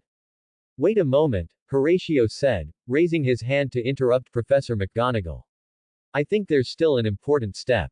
Every school has a new student representative speak at the beginning of the year, and I imagine Hogwarts should be no exception. Horatio stepped forward, walked in front of the new students, and said, I, though unworthy, would like to speak as the new student representative. Before Professor McGonagall could stop him, Horatio had already begun his performance. Dear fellow students and upperclassmen, I entered this academy with fervent enthusiasm, but I am very disappointed, because along the way, the first thing I saw you do when greeting someone was not to ask what magic they excelled at, but what family they were from. If they weren't pure blood, you would act very arrogant. Shouldn't coming to Hogwarts be about mastering more magic and making more friends? Why cling to bloodline notions and discriminate against Muggle-born students? You should know that in the distant East, only dogs are judged by their bloodline. The students at the Slytherin table glared at Horatio, and Dumbledore stopped Professor McGonagall, who was about to interrupt Horatio's speech, signaling her to let him continue. Fellow pure-blood students, have you ever considered that a few hundred years ago, your ancestors were merely Muggles who gained magical abilities, and it was through their continuous efforts that you achieved your current status? What you should do most is not to bask in the past glory of your family and be complacent, but to make your family proud of you. Among the new students, a pair of beautiful eyes watched Horatio thoughtfully. Pure-blood students should defeat Muggle-born students with your knowledge and strength, not with an illusory bloodline. Muggle-born students should also not belittle yourselves. There's an ancient saying in the Dragon Kingdom, are kings, nobles, generals, and ministers born with special blood. If you're not born as well as them, then use your sweat and tears to surpass them. After he finished speaking, enthusiastic applause erupted throughout the hall. Even Professor McGonagall, who had been somewhat displeased with Horatio, applauded him. Dumbledore's eyes were filled with tears. This boy had finally grown up. Horatio glanced at Dumbledore, giving, "Old man Dumbledore," a wry, Dragon King smile. The groundwork was laid, it was time to cause trouble. Dumbledore looked at Horatio's mocking, charmingly evil smile, and his heart sank. Dear compatriots, whether pure blood, half-blood, or Muggle-born, we all share a common identity, we are all wizards. We create miracles, we heal diseases, we stop death. But over 300 years ago, with the signing of a decree, we hid in the shadows, believing silence would bring peace. But look now. Muggle wars, plagues, weapons, which one isn't destructive? And we stand by and do nothing. As Muggle technology advances, they will one day discover our existence. What will face us then? I don't know. Perhaps they already know of our existence. They write novels, make movies, turning the magic we pride ourselves on into entertainment. Protega Diabolica. A wall of golden flames surrounded Horatio, and amidst the gasps of the students, Horatio continued, if we use magic in front of Muggles, we are arrested by Ministry of Magic officials and thrown into Azkaban. We want to use magic freely. What exactly have we done wrong? Our savior, Harry Potter, is a hero in our eyes, yet he is forced to live a life worse than a house elf at his Muggle aunt's house. When Muggle guns are pointed at us, do you choose to surrender or pick up your wand to protect yourself? Horatio snapped his fingers, and the golden flames gradually rose to form a giant fire dragon, letting out a deafening roar towards the sky. It's time to tear down the hypocritical veil of the International Statute of Wizarding Secrecy. We have the right to decide our own destiny, the right to let the world know the power of magic, for the greater good. Dumbledore from the head table could no longer bear it, confringo maxima. The roaring fire dragon was gradually squeezed by the powerful magic, and after an unwilling roar, it vanished into thin air. Dumbledore apparated next to Horatio, gave him 2 hard punches to the head, then grabbed him by the scruff of his neck and said to Professor McGonagall, the sorting ceremony continues. Then he apparated out of the Great Hall. Ahem, those words just now were just a joke. We still must abide by the International Statute of Wizarding Secrecy. Professor McGonagall picked up the parchment and said, next, I will call out names in order. Hannah Abbott. It wasn't until the sorting ceremony was almost over that Dumbledore returned to the Great Hall, carrying Horatio, who had been silenced and had his hands bound with magic-suppressing handcuffs. He tossed him onto the stool, gestured to Professor McGonagall to put the sorting hat on him, and then turned to return to the head table. What a troublesome young wizard. Where should I sort you? A faint voice reached Horatio's ear. Whatever, Horatio thought to himself. Slytherin. Horatio thought of conquering the bugs of Slytherin with his strength, leading them to grow stronger and achieve new glory. No, the sorting hat quickly thought, sensing Horatio's thoughts. Ravenclaw. There are many beautiful women there. Once he conquers Ravenclaw, he will definitely form a Victoria's Secret army. No, Hufflepuff. Loyal and united little badgers, aren't they just handy tools? A little coaxing and he could have a suicide squad. No, you should just go to Azkaban. That's not impossible either. With his current understanding of souls, dealing with Dementors would be a piece of cake. Then he could stage a legend from Azkaban to Minister for Magic. The sorting hat fell silent. This wouldn't work, that wouldn't work. It could only make Professor McGonagall suffer a bit. Since he was going to cause trouble no matter where he went, it might as well throw him into Gryffindor. When a student is difficult to manage, throwing them into Gryffindor is always the right choice. The sorting hat loudly announced, Gryffindor. The other 3 heads of house breathed a sigh of relief, watching the despairing Professor McGonagall with schadenfreude. Horatio on the stool also looked at Professor McGonagall with a comical yellow-faced emoji, as if saying, "Professor, you're screwed. I suggest you change your name to Griffin more trouble." When Horatio was sorted into Gryffindor, students from the other three houses erupted in cheers, while Gryffindor students, except for the Weasley twins and Harry who didn't know what was happening, fell into a dead silence. Horatio came to Hermione's side, pushed Neville, who was sitting there, to another spot, then plopped down next to Hermione and handed her a note that read, "Hermione, quickly use your invincible buck teeth to help me figure something out." Horatio raised his hands, revealing the handcuffs on them. Hermione ignored Horatio. She knew that the more attention you paid to someone like Horatio, the more energized he would become. Tisk, how boring, Horatio thought to himself. He had 108 ways to remove this alchemy tool. He quickly removed the handcuffs and, while he was at it, dispelled his silencing charm. He provocatively dangled the handcuffs in his hand, showing them to Dumbledore, whose face was as black as the bottom of a pot.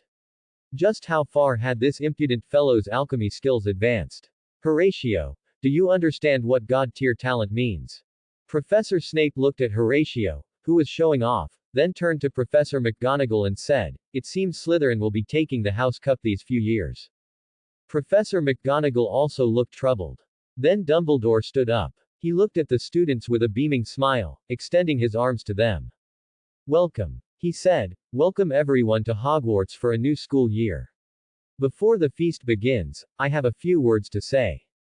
They are nitwit, blubber, oddment, tweak." As soon as he finished speaking, the tables were laden with what looked like a sumptuous feast, but Horatio observed carefully that everything was either roasted or fried. Potatoes alone had 18 different preparations. It was understandable, after all, British cuisine was as short as United States history. Horatio, eating steak with mashed potatoes, turkey legs with roasted potatoes, and fish and chips, finally couldn't bear it anymore. He stood up, pulled out the battle robe of the Bashu man from his cloth bag, and then took out a pot, a stove, and various seasonings from it. After lighting the stove with incendio, he sliced the steak into strips, put it in the pot, added light soy sauce, dark soy sauce, oyster sauce, black pepper, and then added shredded green and red peppers and shredded onions. Black pepper beef stir-fry was done. He then similarly made spicy chicken, cumin lamb, and tomato and egg soup. The aroma of the food spread through the air, soon filling the entire great hall. The young witches and wizards, accustomed to British cuisine, were captivated by the scent of the mysterious food from the east. They dropped their knives and forks and protested what the school was feeding them. Dumbledore looked at the chaotic scene below and couldn't help but get a headache, yet he couldn't say anything to Horatio. After all, he was only improving his own diet and hadn't done anything outrageous. Silence. Dumbledore finally stood up and said, "Regarding the delicacies Horatio has prepared, I will discuss it with him privately and try to get him to provide the recipes to the Hogwarts kitchens. For now, please enjoy your dinner." Horatio looked at Dumbledore and silently held up 3 fingers. Dumbledore sighed, but eventually nodded. After sitting down, he looked at Hermione, who was practically drooling beside him. "Want some?"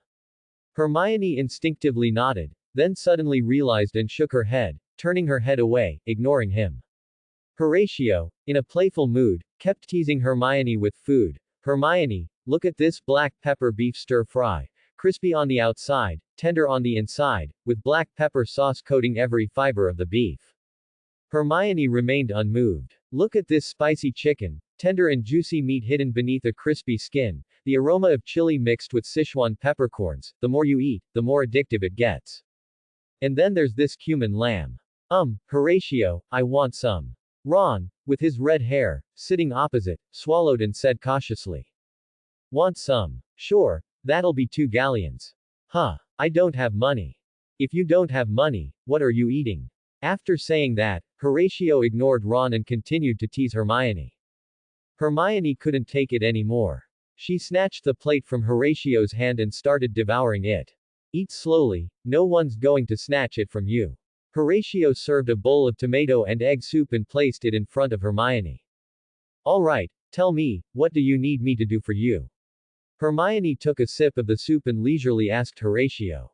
Smart. Worthy of Hermione. Then I'll leave this semester's homework to you. Hermione rolled her eyes at Horatio, but ultimately agreed, because Horatio had told her that even if she refused, she couldn't stop him from copying homework.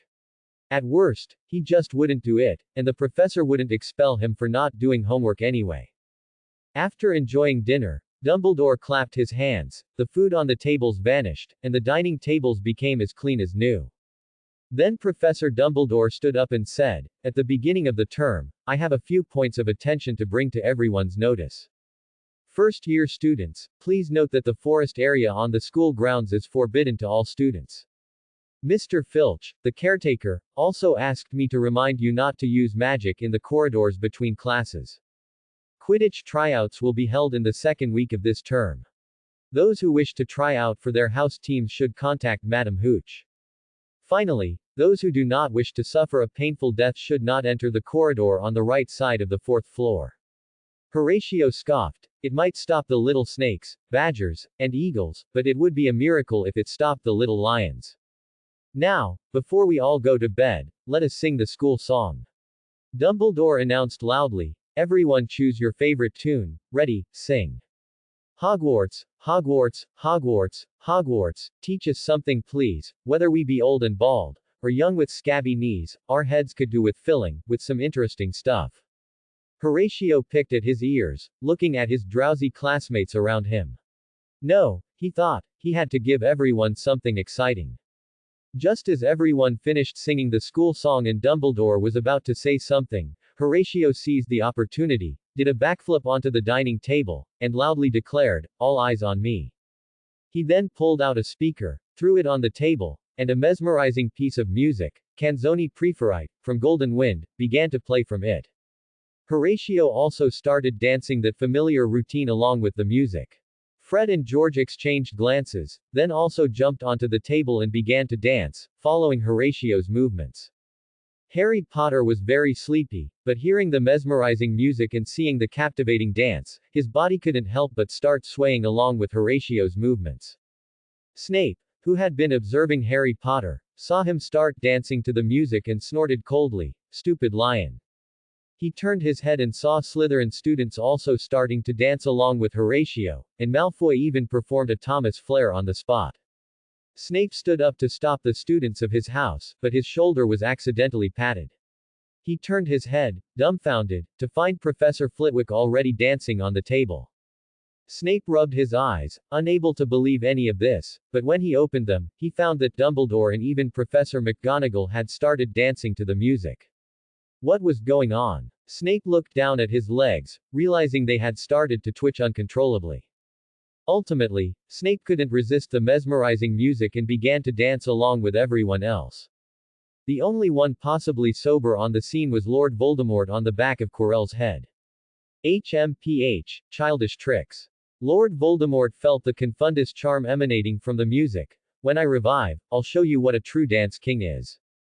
Decades later, a section of Hogwarts, history recorded, a dance created by an unspeakable entity swept across the entire wizarding world. Later generations named it Wizard Rock, and whenever the music played, both Aurors and Dark Wizards would sway along to the music.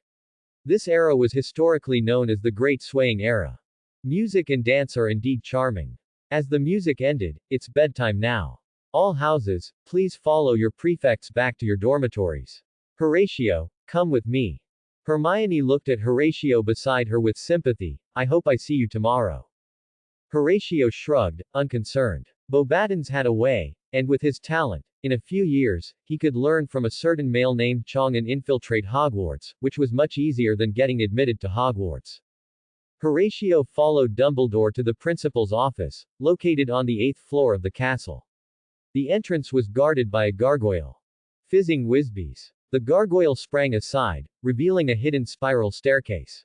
At the top of the stairs, a sturdy oak door came into view, with a griffin-shaped knocker. Opening the door, they entered a circular room. In the center was a huge desk, piled high with books and documents. Portraits of past principals hung on the wall behind the desk, and beside the desk was a perch where Fawkes, the Phoenix, stood.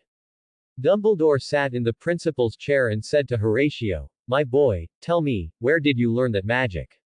Horatio's eyes darted around. He pulled out the table of contents from 5 years at Hogwarts, 3 years at Azkaban, and said, Principal, look, this book contains a large number of spells.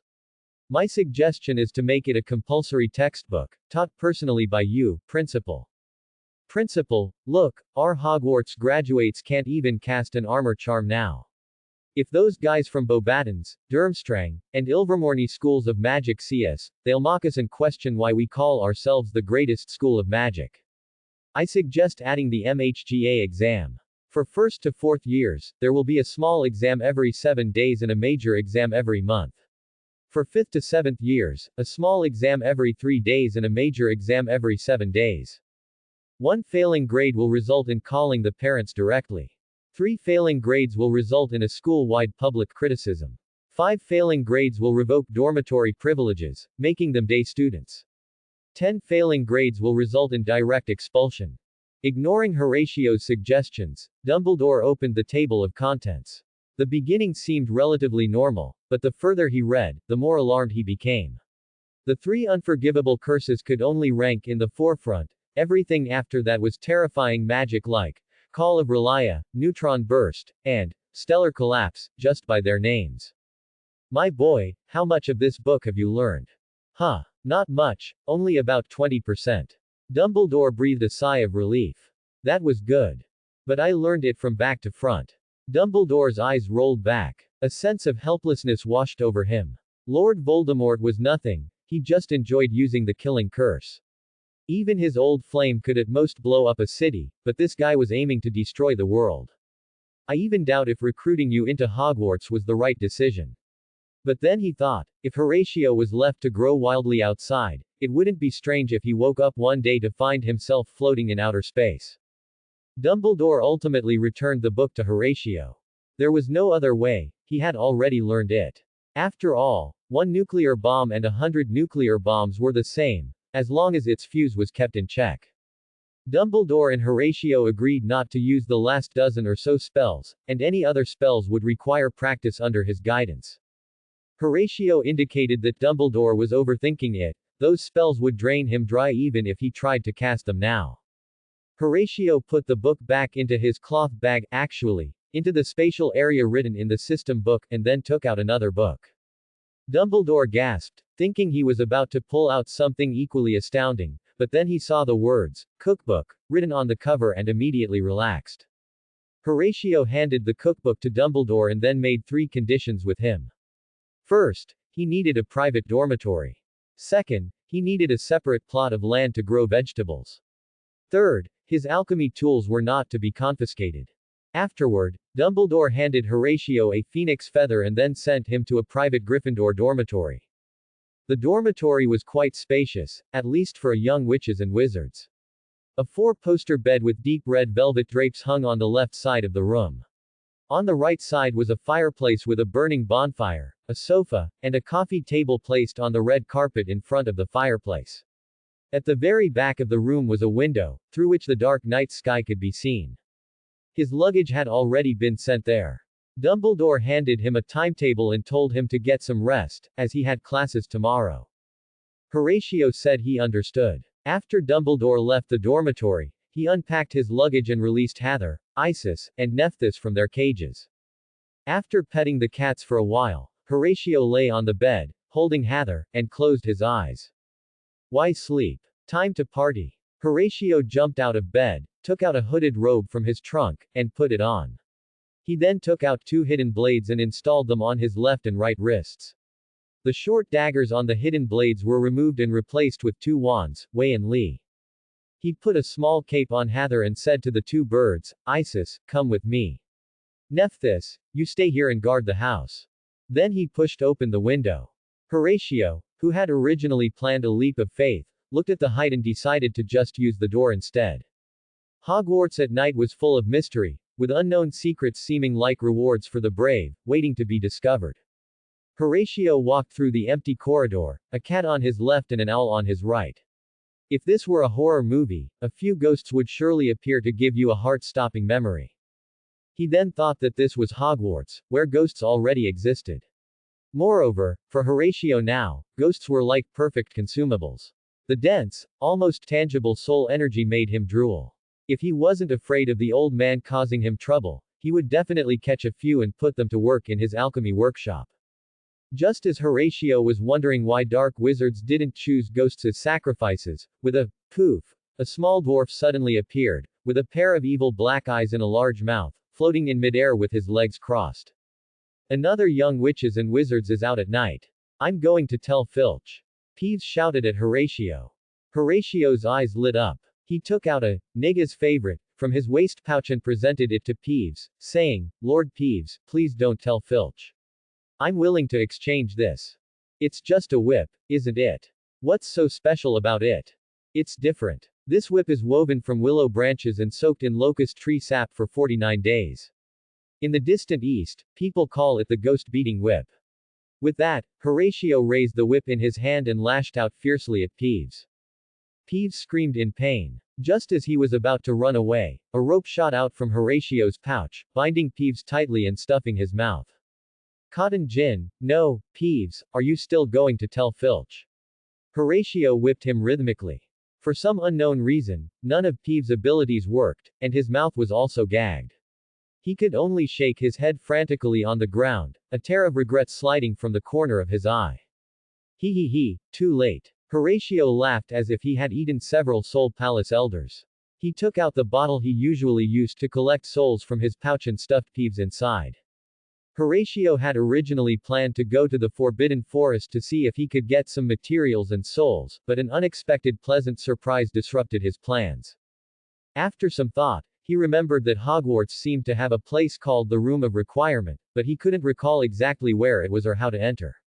He had only watched the movie, and it had been a long time, so he had forgotten the specific details.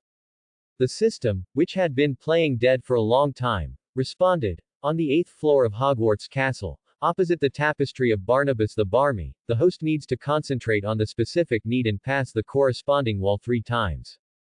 Reliable old friend, Horatio silently gave the system a thumbs up. Arriving on the 8th floor of Hogwarts, Horatio thought in his mind, I need an interrogation room, while pacing back and forth in front of the wall opposite the tapestry. Room of Requirement, which young witches and wizards keeps thinking about an interrogation room every day. Finally, after Horatio had walked 3 circles, the Room of Requirement appeared. Horatio walked into the Room of Requirement, looked at the dazzling array of interrogation tools in the room, and took out the bottle containing Peeves. Let's begin this delightful torture. Horatio smiled like a devil, and with the black cat in his arms and the owl on his shoulder, Peeves in the bottle instantly felt a chill down his spine. Horatio, what did you do last night? You didn't go out at night, did you? In the Great Hall, Hermione looked at Horatio beside her, who had dark circles under his eyes and was nodding his head like a chicken pecking rice. Nothing, I just had a blast with the 100 free draws given to new players logging into Hogwarts, Horatio replied weakly. I'm warning you, if you violate school rules and cause our house to lose points, I won't let you off, Hermione threatened, raising her small fist. Got it. By the way, what class are we having? Hermione held her forehead, speechless. Didn't you look at the timetable? Our first class is History of Magic class. In class, Professor Binns spoke continuously from the podium in his monotonous and dull voice. Hermione looked at Horatio next to her, who was sleeping soundly on the desk, drool already pooling all over it.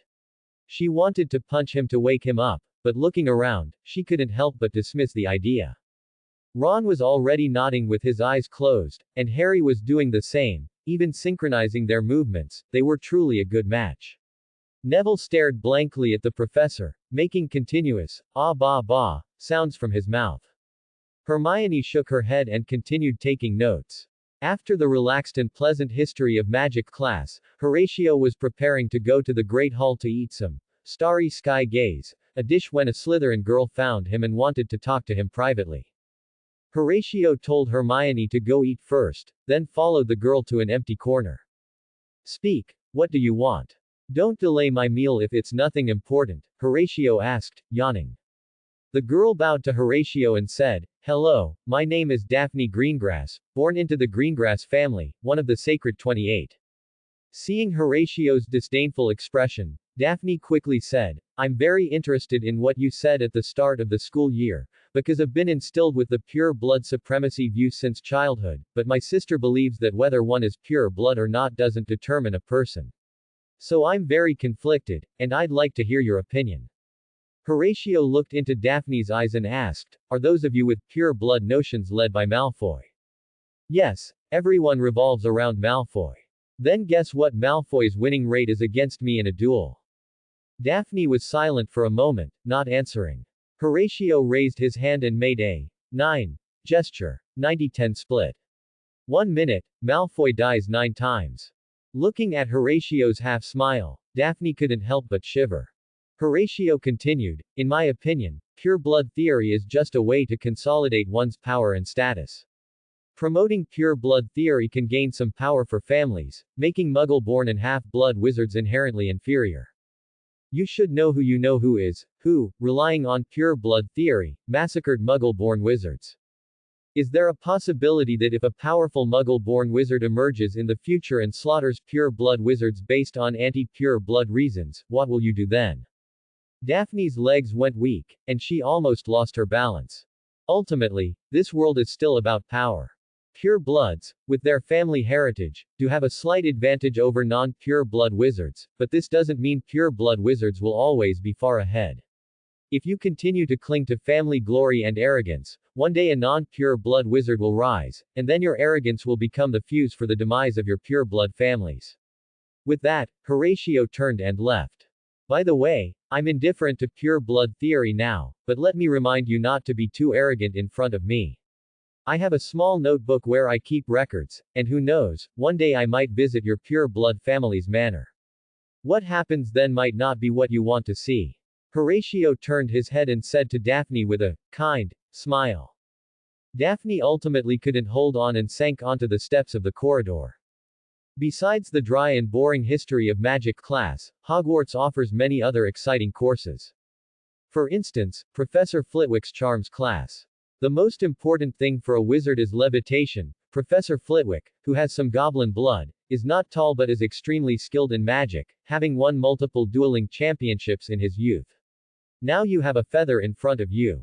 Pick up your wands and follow my movements. The young wizards in the classroom all followed Professor Flitwick's movements, waving their wands at the feathers in front of them. Good, very good. Now repeat after me, Wingardium Leviosa. Wingardium Leviosa. And then, nothing happened. Ron, it's Wingardium Leviosa, not Wingardium Leviosa, Hermione corrected Ron's pronunciation, who was sitting to her left. And you, stop sleeping. The professor is teaching charms. Hermione looked at Horatio to her right, a frown appearing on her wide forehead. Parvati Patil, sitting behind Hermione, said, Hermione, you won't wake him up like that. Let me show you. Then Parvati poked Horatio's back with her wand. Horatio, class is over. Time to eat. Horatio instantly sat up. Time to eat. Come on, Harry, I'll take you to try authentic hot pot. He then noticed everyone present staring at him, covering their mouths and laughing. Horatio gave Parvati a resentful look over his shoulder, then slapped his forehead. I must still be asleep. This is a nightmare. Then he buried his head in the desk, playing ostrich. It seems Mr. Horatio finds my class boring. Professor Flitwick jumped down from the podium and approached Horatio's desk. Then, Mr. Horatio, would you mind demonstrating the levitation charm for us? Horatio looked at Flitwick with a strange expression. Are you sure you want me to demonstrate? Aren't you afraid of crushing the confidence of these young wizards? Professor Flitwick chuckled. It seems Mr. Horatio is very confident in his abilities. Come, students, everyone look over here. Horatio is going to teach you the levitation charm. Ahem, pay close attention and learn well. Horatio cleared his throat and clapped his hands. Immediately, the feather in front of him slowly floated upwards. Question marks appeared in the minds of the young wizards present. What are we supposed to learn from this? Beautiful wandless and nonverbal casting. 5 points to Gryffindor. Horatio looked at Professor Flitwick with a puzzled expression. Are you serious? However, because Mr. Horatio was sleeping in class, 5 points are deducted from Gryffindor. Horatio breathed a sigh of relief. He almost benefited Professor McGonagall. Did she really expect him to get points without any perks? Horatio looked at Hermione with a smug expression. Hermione gritted her teeth in annoyance, picked up her wand, and waved it at the feather, saying, Wingardium Leviosa. The feather in front of Hermione also slowly floated up. Professor Flitwick saw this and said, a perfect levitation charm, Miss Hermione. You've earned 1 point for Gryffindor. HMPH. Hermione glared at Horatio. Tisk. Horatio whistled, and with his whistle, his feather began to dart among the students in the classroom like a swallow. Professor Flitwick watched Horatio's performance and couldn't help but excitedly applaud him. Ron saw all the young witches present, except Hermione, looking at Horatio with adoration and grumbled, he really loves to show off. Horatio heard him but said nothing, just made a note in his small notebook. Among the professors at Hogwarts, Professor Sprout was undoubtedly Horatio's favorite. Perhaps influenced by something etched into the soul of Dragon Country people, Horatio's talent for farming was maxed out. Coupled with his naturally high herbology talent of 11 points, all sorts of plants obediently followed his commands as if they were meeting their king. Horatio not only dragged Neville to the Hogwarts greenhouses every afternoon to help but also used alchemy to create a greenhouse system for Professor Sprout that included temperature control, sunlight regulation, and automatic watering and fertilizing. Professor Sprout excitedly offered to give Gryffindor 50 points, but Horatio said it wasn't necessary and just asked for some seeds. In the end, Professor Sprout gained happiness, Horatio gained various plant seeds, and a world where only Professor McGonagall was hurt was achieved. Horatio then found Dumbledore to cash in on his promise of a plot of land, eventually choosing a fertile plot near Hagrid's hut. Dumbledore initially thought Horatio was up to something big again, so he secretly observed him for a few days. When he discovered that Horatio was genuinely farming and had even set up a greenhouse, he patted Horatio's shoulder with relief, stating he was willing to provide any help, as long as Horatio honestly farmed. Horatio considered it for a moment and proposed that he needed Neville to be his house elf to help him farm. Thus, Dumbledore gained peace of mind, Horatio got a vegetable patch, Neville got the opportunity to practice herbology, and a world where no one was hurt was achieved. Neville, what are you doing? You're as slow as a snail. Even the old nannies at the orphanage are more nimble than you. Hurry up and plant that bouncing bulb. Horatio shouted at Neville from inside his greenhouse while covering newly planted Houttainia cordata seeds with cling film. But this bouncing bulb keeps biting me. Neville showed the bite marks on his arm, looking wronged. What can you even do? Forget it, let me do it. Horatio took the bouncing bulb from Neville's hand. Look, why doesn't it bite me? Setting aside the facts, if it bites you, don't you have even a tiny bit of fault? The bouncing bulb in Horatio's hand was as docile as a puppy, begging for Horatio's touch. Isn't it just a cabbage? Is it really that big of a deal? Never mind, go add some mooncalf dung to the fanged geraniums over there. Horatio planted the bouncing bulb in a flower pot. Heather, keep an eye on him. Report to me if he dares to slack off. Feeling the faint gaze of the cat behind him, Neville for the first time thought that some cats were scarier than Mrs. Norris. After planting the bouncing bulb, Horatio sprinkled a circle of dragon dung compost around it, stroked the bouncing bulb's head, and said, you'll have to make do for now.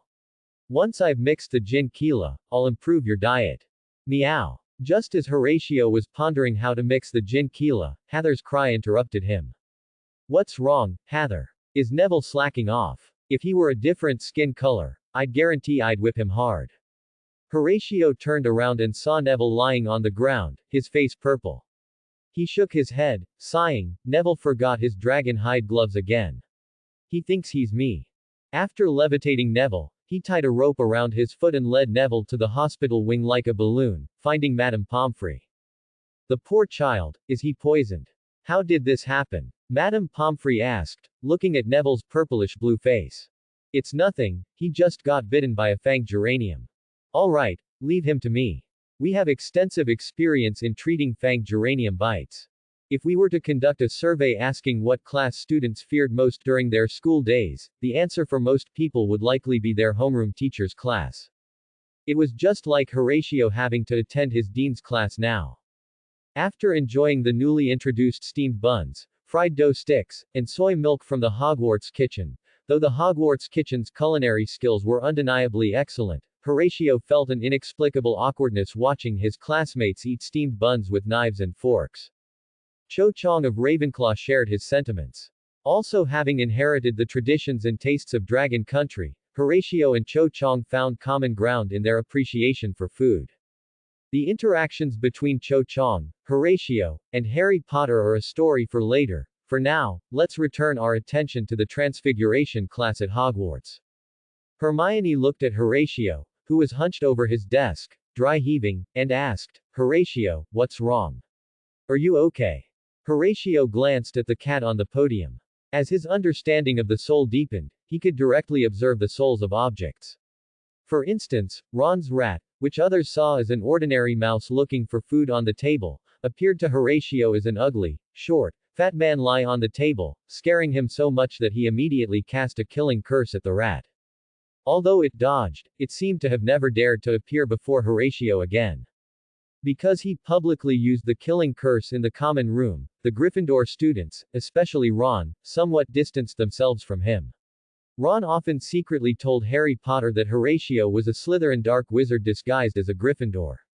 Horatio pretended not to care but secretly cast a nightmare charm on Ron, causing him to frequently dream of an old man lying on his chest.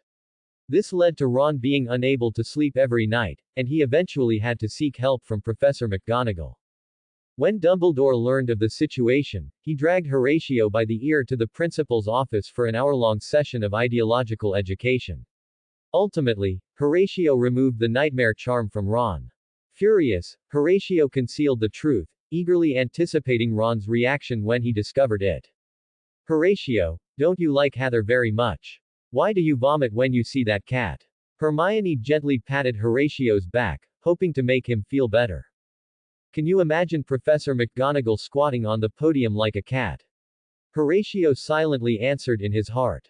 As the class bell rang, Harry and Ron rushed into the classroom. "Good thing Professor McGonagall isn't here yet, otherwise we'd be finished," Ron said to Harry with lingering fear. The cat that had been sitting on the podium jumped, did a 180-degree mid-air turn, and landed, transforming into Professor McGonagall. "It seems I need to turn you into pocket watches, so you can remember the time. We're sorry, Professor, we just got lost. Then turn into a map. Now return to your seats. And Mr. Horatio, stop throwing up. Does seeing me make you so uncomfortable?"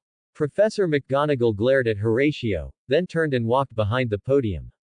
Transfiguration is the most complex and dangerous magic among the subjects you will learn at Hogwarts.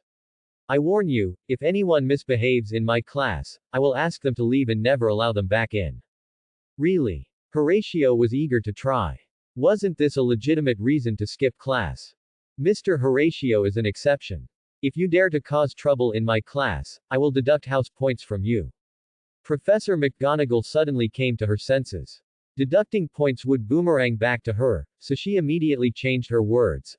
"I will give you detention every night and make you copy Gamp's law of elemental transfiguration 100 times every day." TCH, how boring. Horatio looked like a frost-bitten eggplant, instantly losing his spirit. "All right, everyone, pay no attention to idle chatter. Let's begin today's lesson." With that, Professor McGonagall transformed the podium into a pig and then changed it back. "Miss Granger, do you have a question?" Professor McGonagall looked at Hermione, who had been raising her hand for a while. "Professor, what is Gamp's law of elemental transfiguration that you just mentioned?" Hermione stood up and asked Professor McGonagall. "That's a good question, Miss Granger. While transfiguration is very magical, it still must adhere to some fundamental laws, which are known as Gamp's law of elemental transfiguration. 1. You cannot conjure food out of thin air. 2. You cannot create or resurrect life. 3. You cannot conjure magical items, they require the enchantment of goblin magic or alchemy. 4. You cannot increase the quantity of an item. 5. You cannot create substances that do not exist in nature. Since transfiguration cannot increase quantity, why was Horatio able to turn a small boat into a large boat at the beginning of the term?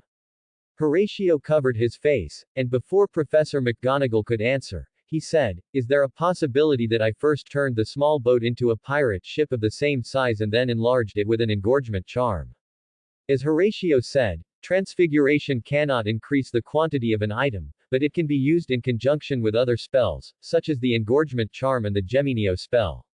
However, it's important to note that items transformed with an engorgement charm or Geminio spell are still essentially the original items. For example, if you use transfiguration to turn a glass marble into an iron ball, and then use the Geminio spell to duplicate it, you will still end up with two glass marbles, because you haven't changed its fundamental nature. If you need to change the fundamental nature of an item, that is where alchemy comes in. Then, Professor, what magic did you use to turn into a cat just now? That is an advanced application of transfiguration called animagus transformation. This magic is very dangerous and can only be attempted by older students with my approval. Having finished her conversation with the curious Hermione, Professor McGonagall began to explain the key points of transfiguration in class.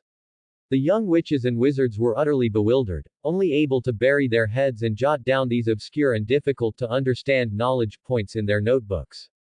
Only Horatio was idly looking around, bored, and began drawing Peppa Pig in his notebook, which earned him a furious glare from Professor McGonagall. Professor McGonagall then handed out a matchstick to each of the young witches and wizards, telling them to try freely, but skipped over Horatio when she got to him.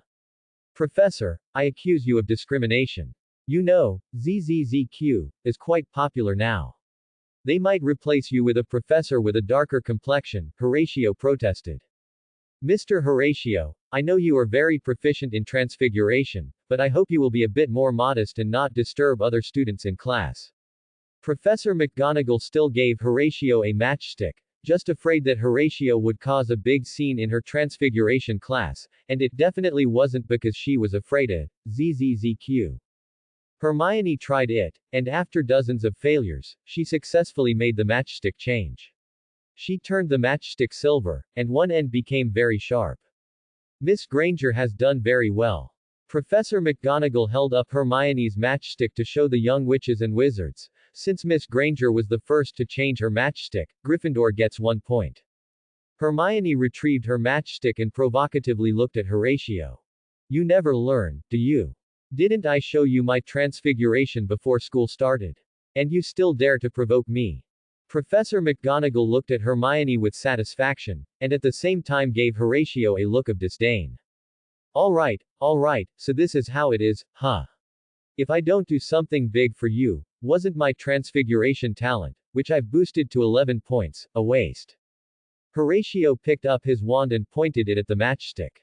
The matchstick instantly transformed into a silver needle.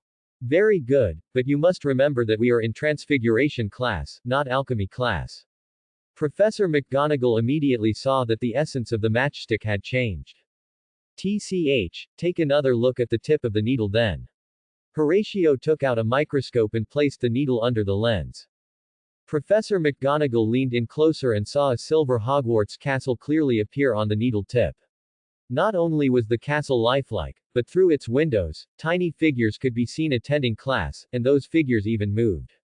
As Professor McGonagall turned the silver needle, she eventually saw the transfiguration classroom and discovered that the events happening in the Hogwarts on the needle tip were actually synchronizing with those in the real Hogwarts, even down to everyone's expressions, which could be seen with perfect clarity. Professor McGonagall was silent, then finally said helplessly, "Exquisite transfiguration. Your talent is indeed beyond doubt.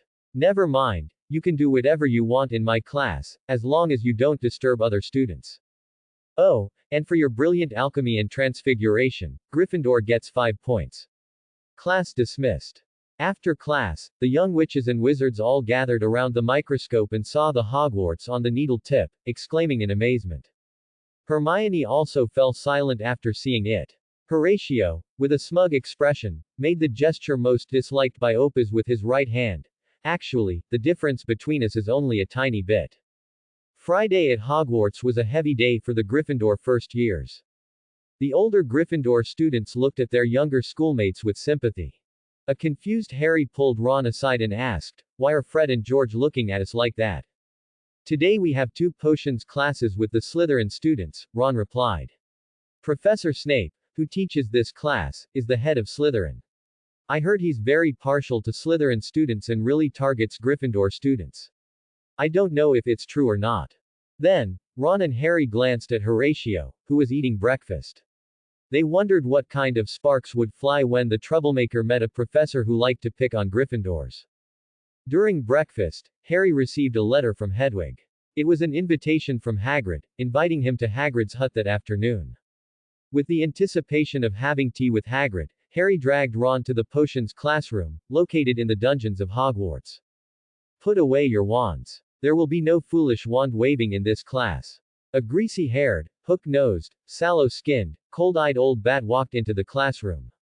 I don't expect you to truly grasp the subtle beauty of the simmering cauldron, or the soft power of the liquids that flow through human veins, bewitching the mind, ensnaring the senses. I can teach you how to bottle fame, brew glory, and even stopper death.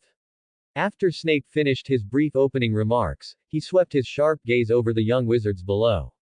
Finally, his eyes rested on Harry Potter. It seems we have a celebrity joining us this year.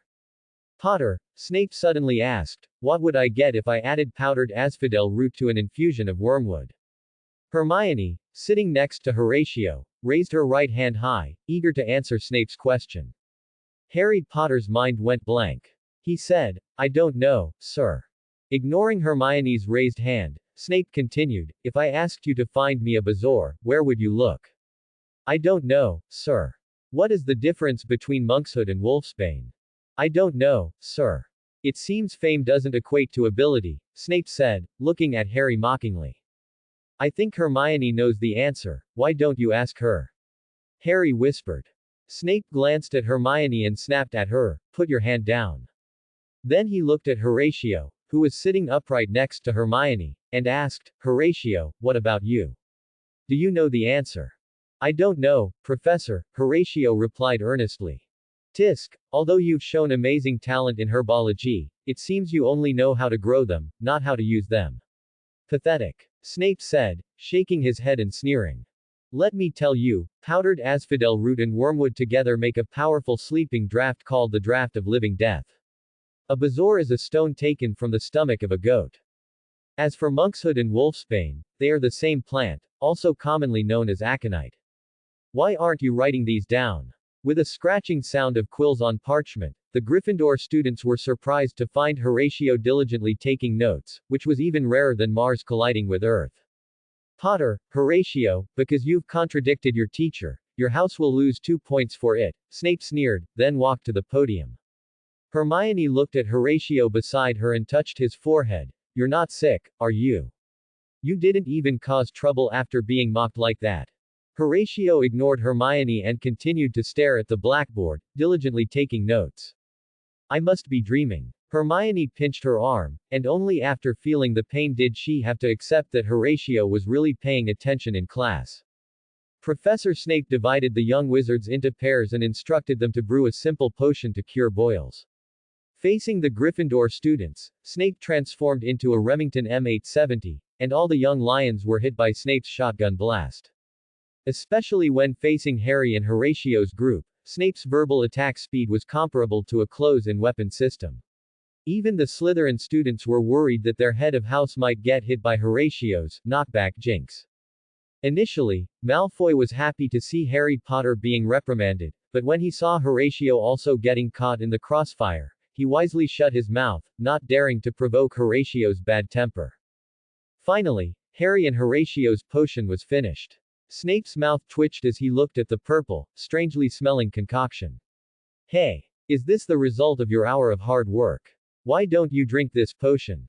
Harry quickly shook his head in refusal. Snape was about to make a few sarcastic remarks when he saw Horatio, ignoring the hot cauldron, lift the entire potion to his lips and drink it all down. The young wizards present were stunned, and Snape was dumbfounded. Idiot. Just as he was about to help Horatio, he watched Horatio fall apart in front of everyone. Horatio's head rolled to Seamus's feet, scaring him so much that he dropped the uncleaned porcupine quills into his potion. The potion instantly exploded, affecting a circle of young wizards around them, who broke out in red, swollen boils. Idiots. Snape roared at the surviving young wizards. Get them to the hospital, now. After directing the young wizards, Snape turned back to Horatio's dismantled body, or more accurately, an alchemical body made of metal and wood. Horatio. Snape's roar echoed throughout Hogwarts, even reaching Dumbledore in the headmaster's office. Gryffindor, 10,000 points from Gryffindor. Professor Snape immediately dismissed the class, then, carrying the alchemical body, he stormed out of the potions classroom, leaving behind a group of still shaken young wizards. Arriving at the headmaster's office, Snape directly threw the alchemical body in front of Dumbledore. Look at your good student. In all my years of teaching potions, I've never encountered such a heinous incident, Snape complained to Dumbledore. He actually sent a puppet to class. This behavior is too outrageous. He must be expelled, absolutely expelled. Dumbledore got a headache just looking at the alchemical body, and Professor McGonagall, who had rushed over upon hearing the commotion, also felt faint. We'll discuss Horatio Quibble's punishment later. For now, let's find out where he is. Dumbledore sensed the location of the phoenix feather he had given Horatio earlier.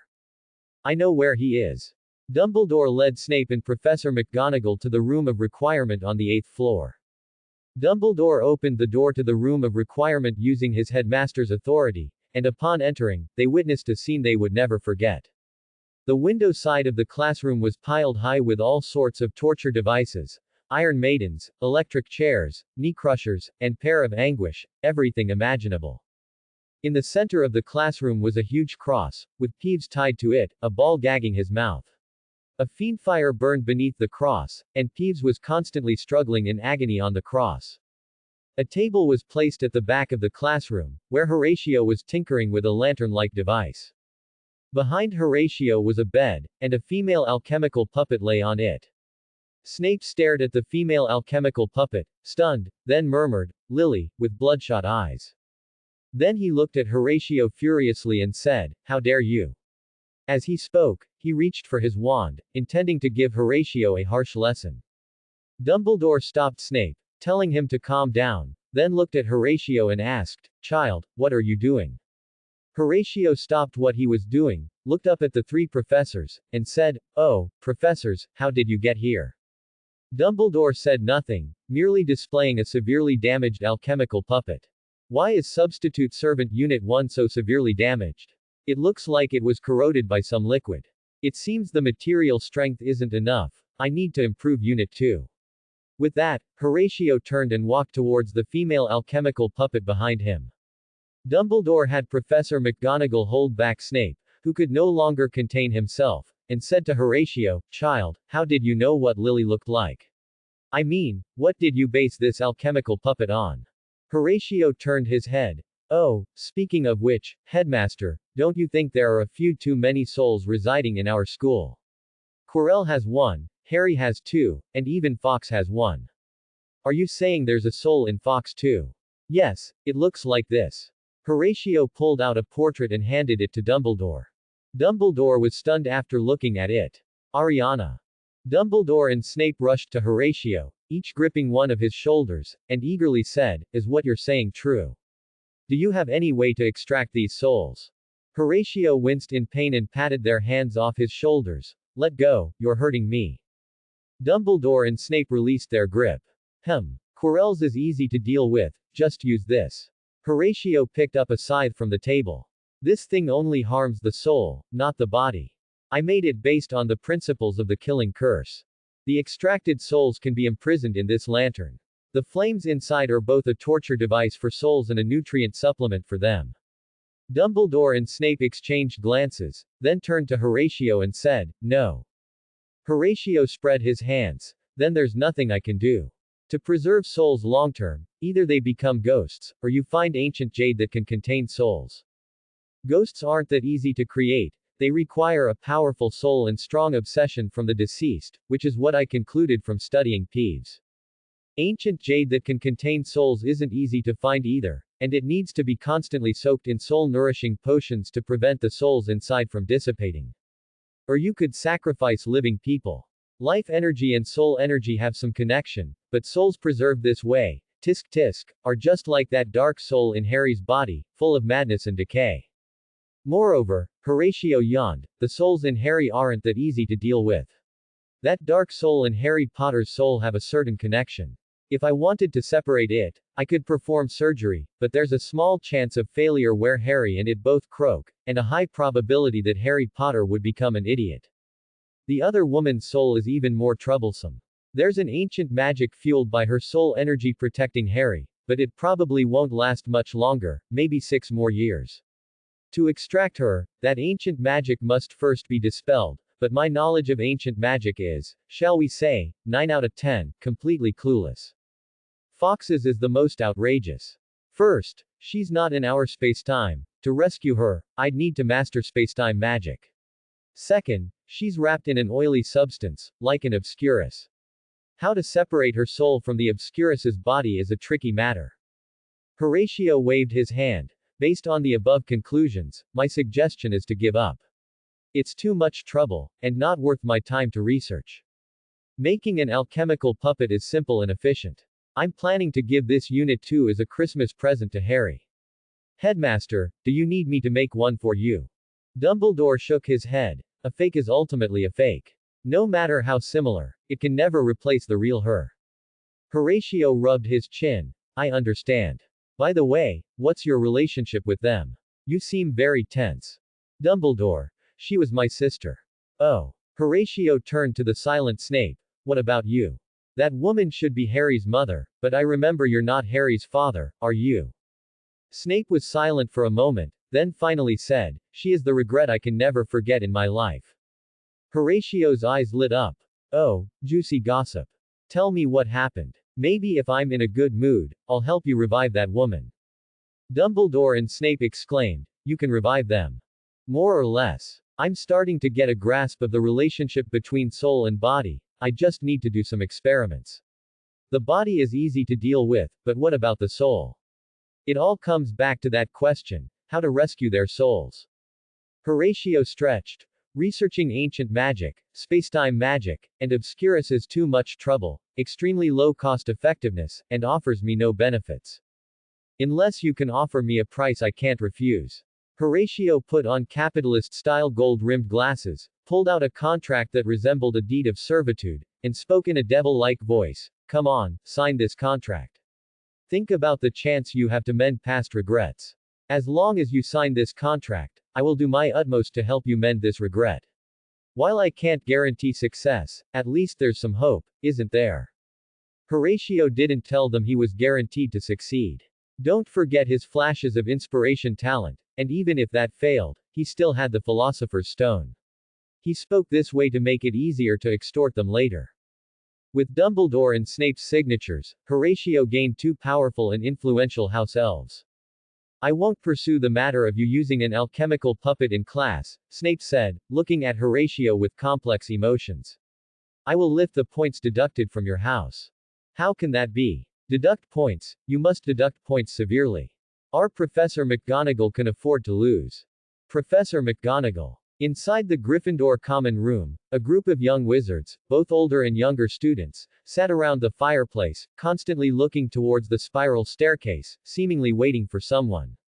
When Horatio emerged from the spiral staircase, a loud cheer erupted in the Gryffindor common room. That's amazing, Horatio. How did you do it? We were so scared in the Great Hall when Gryffindor's points instantly went into negative, but then they went back up. I heard you directly used a body double to attend Snape's class. Are you really that brave? Horatio felt his head swell from the chattering voices of the young wizards in the common room. He originally wanted to use a pair, but after considering that the young wizards didn't deserve such a punishment, he switched to a wand. As the wand waved in the air, the young wizards in the common room instantly fell silent. Uncle Ho is very happy that you welcome him, but please shut up first and listen to Uncle Ho. Nod if you understand. The young wizards nodded, and Horatio removed their silencing charm. Neville, Horatio said to a round-faced boy, get me a stool. Coming. Neville scurried over with a stool and placed it in front of Horatio. Horatio stood on the stool, looking down at the young wizards, and began to speak. My dear Gryffindor classmates, which house do you dislike the most at Hogwarts? And which house has always been our enemy? Slytherin. The young wizards answered in unison. Exactly, it's Slytherin. So, Who gives Slytherin the confidence to dare to oppose us? It's the biased Professor Snape. Precisely him. He targets Gryffindor and indulges Slytherin. Do you know how many points we lose in potions class every year? 50 points, a full 50 points. That's a score we work hard for a long time to earn back in other classes. Now, Snape has been temporarily driven out of Hogwarts by me. A collective gasp of awe rose from the young wizards below as they stared at Horatio. How did you do it? Fred asked. Hee, do I need to describe Snape's miserable state to you? In reality, Snape had left to search for ancient jade and ingredients for soul-nourishing potions. Fellow Gryffindors, those Slytherin vermin bully our classmates, invade our training grounds, and steal our belongings. Can you tolerate that? No. Now their backer has been driven out of Hogwarts. This is a golden opportunity. Pick up your wands, follow my lead, and drive those Slytherin vermin out of Hogwarts to defend Gryffindor's honor. Hogwarts belongs to Gryffindor. Horatio raised his wand and waved it towards the common room ceiling. A roaring lion made of flames burst forth from the tip of his wand. Heil! Horatio shouted. Heil! The Gryffindor young wizards echoed. Horatio didn't notice that a brown-haired little girl had secretly slipped out of the common room. When Hermione arrived in the common room with Professor McGonagall, Horatio was in the middle of brainwashing the Gryffindor students. Students, I'm very disappointed. Over 100 years ago, first-year Hogwarts students could skillfully master the killing curse upon entering school. Those who couldn't cast the 3 unforgivable curses weren't even fit to survive at Hogwarts. And now, because of the corrupt Ministry of Magic, we can't even cast a simple levitation charm.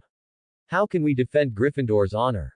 Now, follow my movements and chant, Avada Kedavra, with me. Horatio. Professor McGonagall walked in and saw Horatio hitting Neville. No, teaching Gryffindor students the killing curse. Professor McGonagall, you've arrived at just the right time. Once I teach these idiots the 3 unforgivable curses, you can lead them to punch the sniveling Hufflepuffs, kick the twisted Ravenclaws, and make the leftover Slytherins kneel and sing, conquer. Then Hogwarts will only have one voice, Gryffindor. Dumbledore is just for fun. The real headmistress will be you, Professor McGonagall. Aren't you looking forward to your students respectfully calling you Headmistress McGonagall?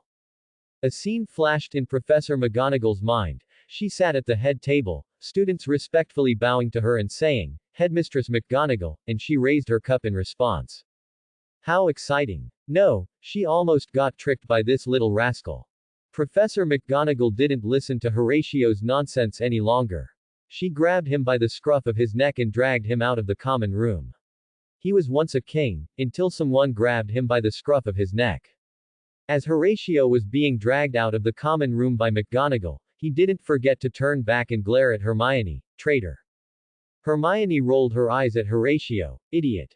And so, the common room riot incident quickly drew to a close with the apprehension of the main culprit and his detention. The next day, the Gryffindor students learned that Professor Snape was perfectly fine. He had simply left Hogwarts temporarily to attend to some matters.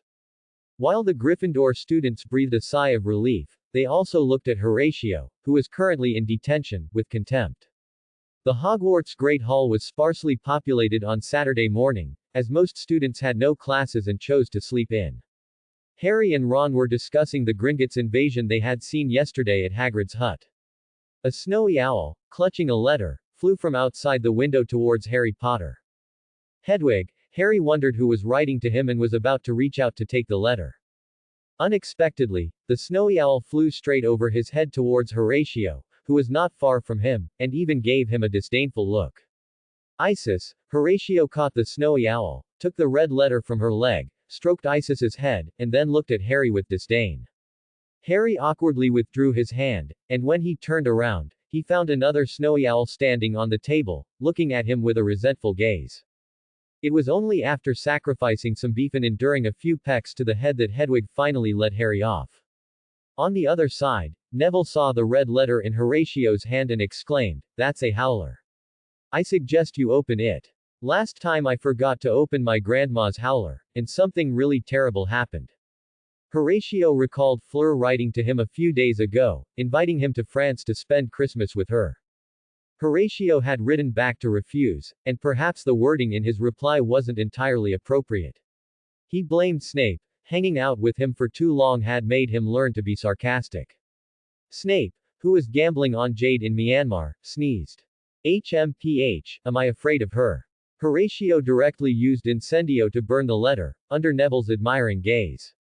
After burning the letter, Horatio felt a chill down his spine and shivered. HMPH, I don't believe Fleur can make it to Hogwarts and instantly kill me. Then Horatio leaned over to Harry and Ron and asked, what were you two just discussing? Were you talking about me? Harry and Ron quickly shook their heads. Who would dare to talk about this guy? Then Harry told Horatio about their discovery yesterday afternoon at Hagrid's hut and pulled out the copy of the Daily Prophet he had taken from Hagrid. Horatio glanced at the newspaper, which read, Gringotts Break-In latest report. The investigation into the Gringotts break-in is still ongoing, and experts believe it was the work of an unknown dark wizard. Gringotts Goblin manager Zola stated that nothing was stolen, and the vault searched by the intruder had in fact been emptied earlier that day. The Gringotts Goblin in charge stated, we cannot disclose what was stored in the vault. It is best not to interfere with this matter. I knew those Gringotts Goblins couldn't be trusted. Horatio slammed the newspaper onto the table. No, I need to set up some defenses myself. With that, Horatio rushed out. Harry and Ron exchanged glances, then continued to enjoy their breakfast helplessly. In the afternoon, Harry met Hermione, who was looking for Horatio. Harry, have you seen Horatio? Professor McGonagall told me Horatio's detention isn't over yet, but she can't find him, Hermione said. No, but this morning. Harry told Hermione what had happened that morning. Hermione pondered for a while and said, perhaps we can get a clue from Hagrid. So Hermione and Harry went together to Hagrid's hut. Upon arriving at Hagrid's hut, they found Horatio indeed there. Hermione breathed a sigh of relief and took out a communication device, seemingly contacting someone. Horatio handed a key and a silver white cube to Hagrid and said to him, Hagrid, take this key and go to Gringotts Vault 9527 for me. Place this cube inside the vault, then press the red button on it. Oh, and while you're at it, please withdraw 2,000 galleons for me. Horatio. Don't you know you still have detention today? Hermione shouted at Horatio. Detention? Are you kidding? Today, even if I starve to death or am crushed by galleons, I won't go to detention. Horatio responded disdainfully to Hermione. When he noticed Harry Potter, who had come with Hermione, his eyes lit up, and he said, Harry, I remember you also have a vault at Gringotts, don't you? Harry nodded, yes. See, the Gringotts goblins are completely unreliable. We have to add our own anti-theft measures, Horatio said. I've already inquired. Gringotts supports customers setting up their own anti-theft measures. Then he took out another silver cube from his cloth bag and showed it to Harry. This is an anti-theft system I made myself, only 1,000 galleons. Harry, you don't want your vault to be robbed and end up a pauper like Ron, unable to even afford Hedwig's owl food, do you? Harry looked at the silver cube and asked, what is this thing? What does it do? Good question. Now allow me to formally introduce this groundbreaking product. Horatio pressed the red button on the cube. The silver cube expanded and transformed, eventually becoming a majestic and powerful close-in weapon system. Horatio ignored the stunned gazes of everyone present and continued his introduction. This is the Terminator Mk-14 Avada close-in weapon system, developed by the newly established Quibble Group. It can fire Avada Kedavra rays at a rate of 4,500 rounds per minute. The included soul identification system effectively prevents accidental injury to allies. Because it is soul-based, it can effectively prevent intruders disguised as allies with polyjuice potion, etc. Currently, it supports a maximum of 5 soul record slots, with the company offering a record slot increase function later for 100 galleons each, buy 10 get 1 free. If you don't want to use killing curse rays, our company can also replace them for free with various spell rays like Imperio, Crucio, Stupefy, and Petrificus Totalis. Later, VIP members of our company can upgrade to more advanced spells than the Killing Curse, but since Harry you are not currently a VIP of our company, you cannot view the detailed list. It only requires 1 energy stone produced by our company annually to keep this machine functioning normally. In attack mode, it consumes 1 energy stone every 5 minutes. Energy stones are 10 galleons each, buy 5 get 1 free. In the face of this machine's powerful firepower, all I can say to intruders is that you and your armor charm are as laughable. Oh, that's impressive. So, will my transfiguration be useful? A female voice sounded from behind Harry and Hermione. Horatio didn't react immediately and replied, currently, this machine is not equipped with an anti-curse system, but customers can pay 500 galleons to unlock our company's Sky Shield S03 defense system. Horatio finally reacted, looking at the stern-faced Professor McGonagall behind Hermione. He calmly put away the machine and patted Harry's shoulder. Haha, I was just kidding, this is just a toy. Mr. Horatio's toy is quite interesting, isn't it? Can I borrow it to play with? No, this toy is just right for young witches and wizards, but it's too childish for a professor like you. It's fine, my mental age is still that of a young wizard. Let me try the power of this toy, how about using you, Mr. Horatio? Professor, you'll be sent to Azkaban. Thanks for watching.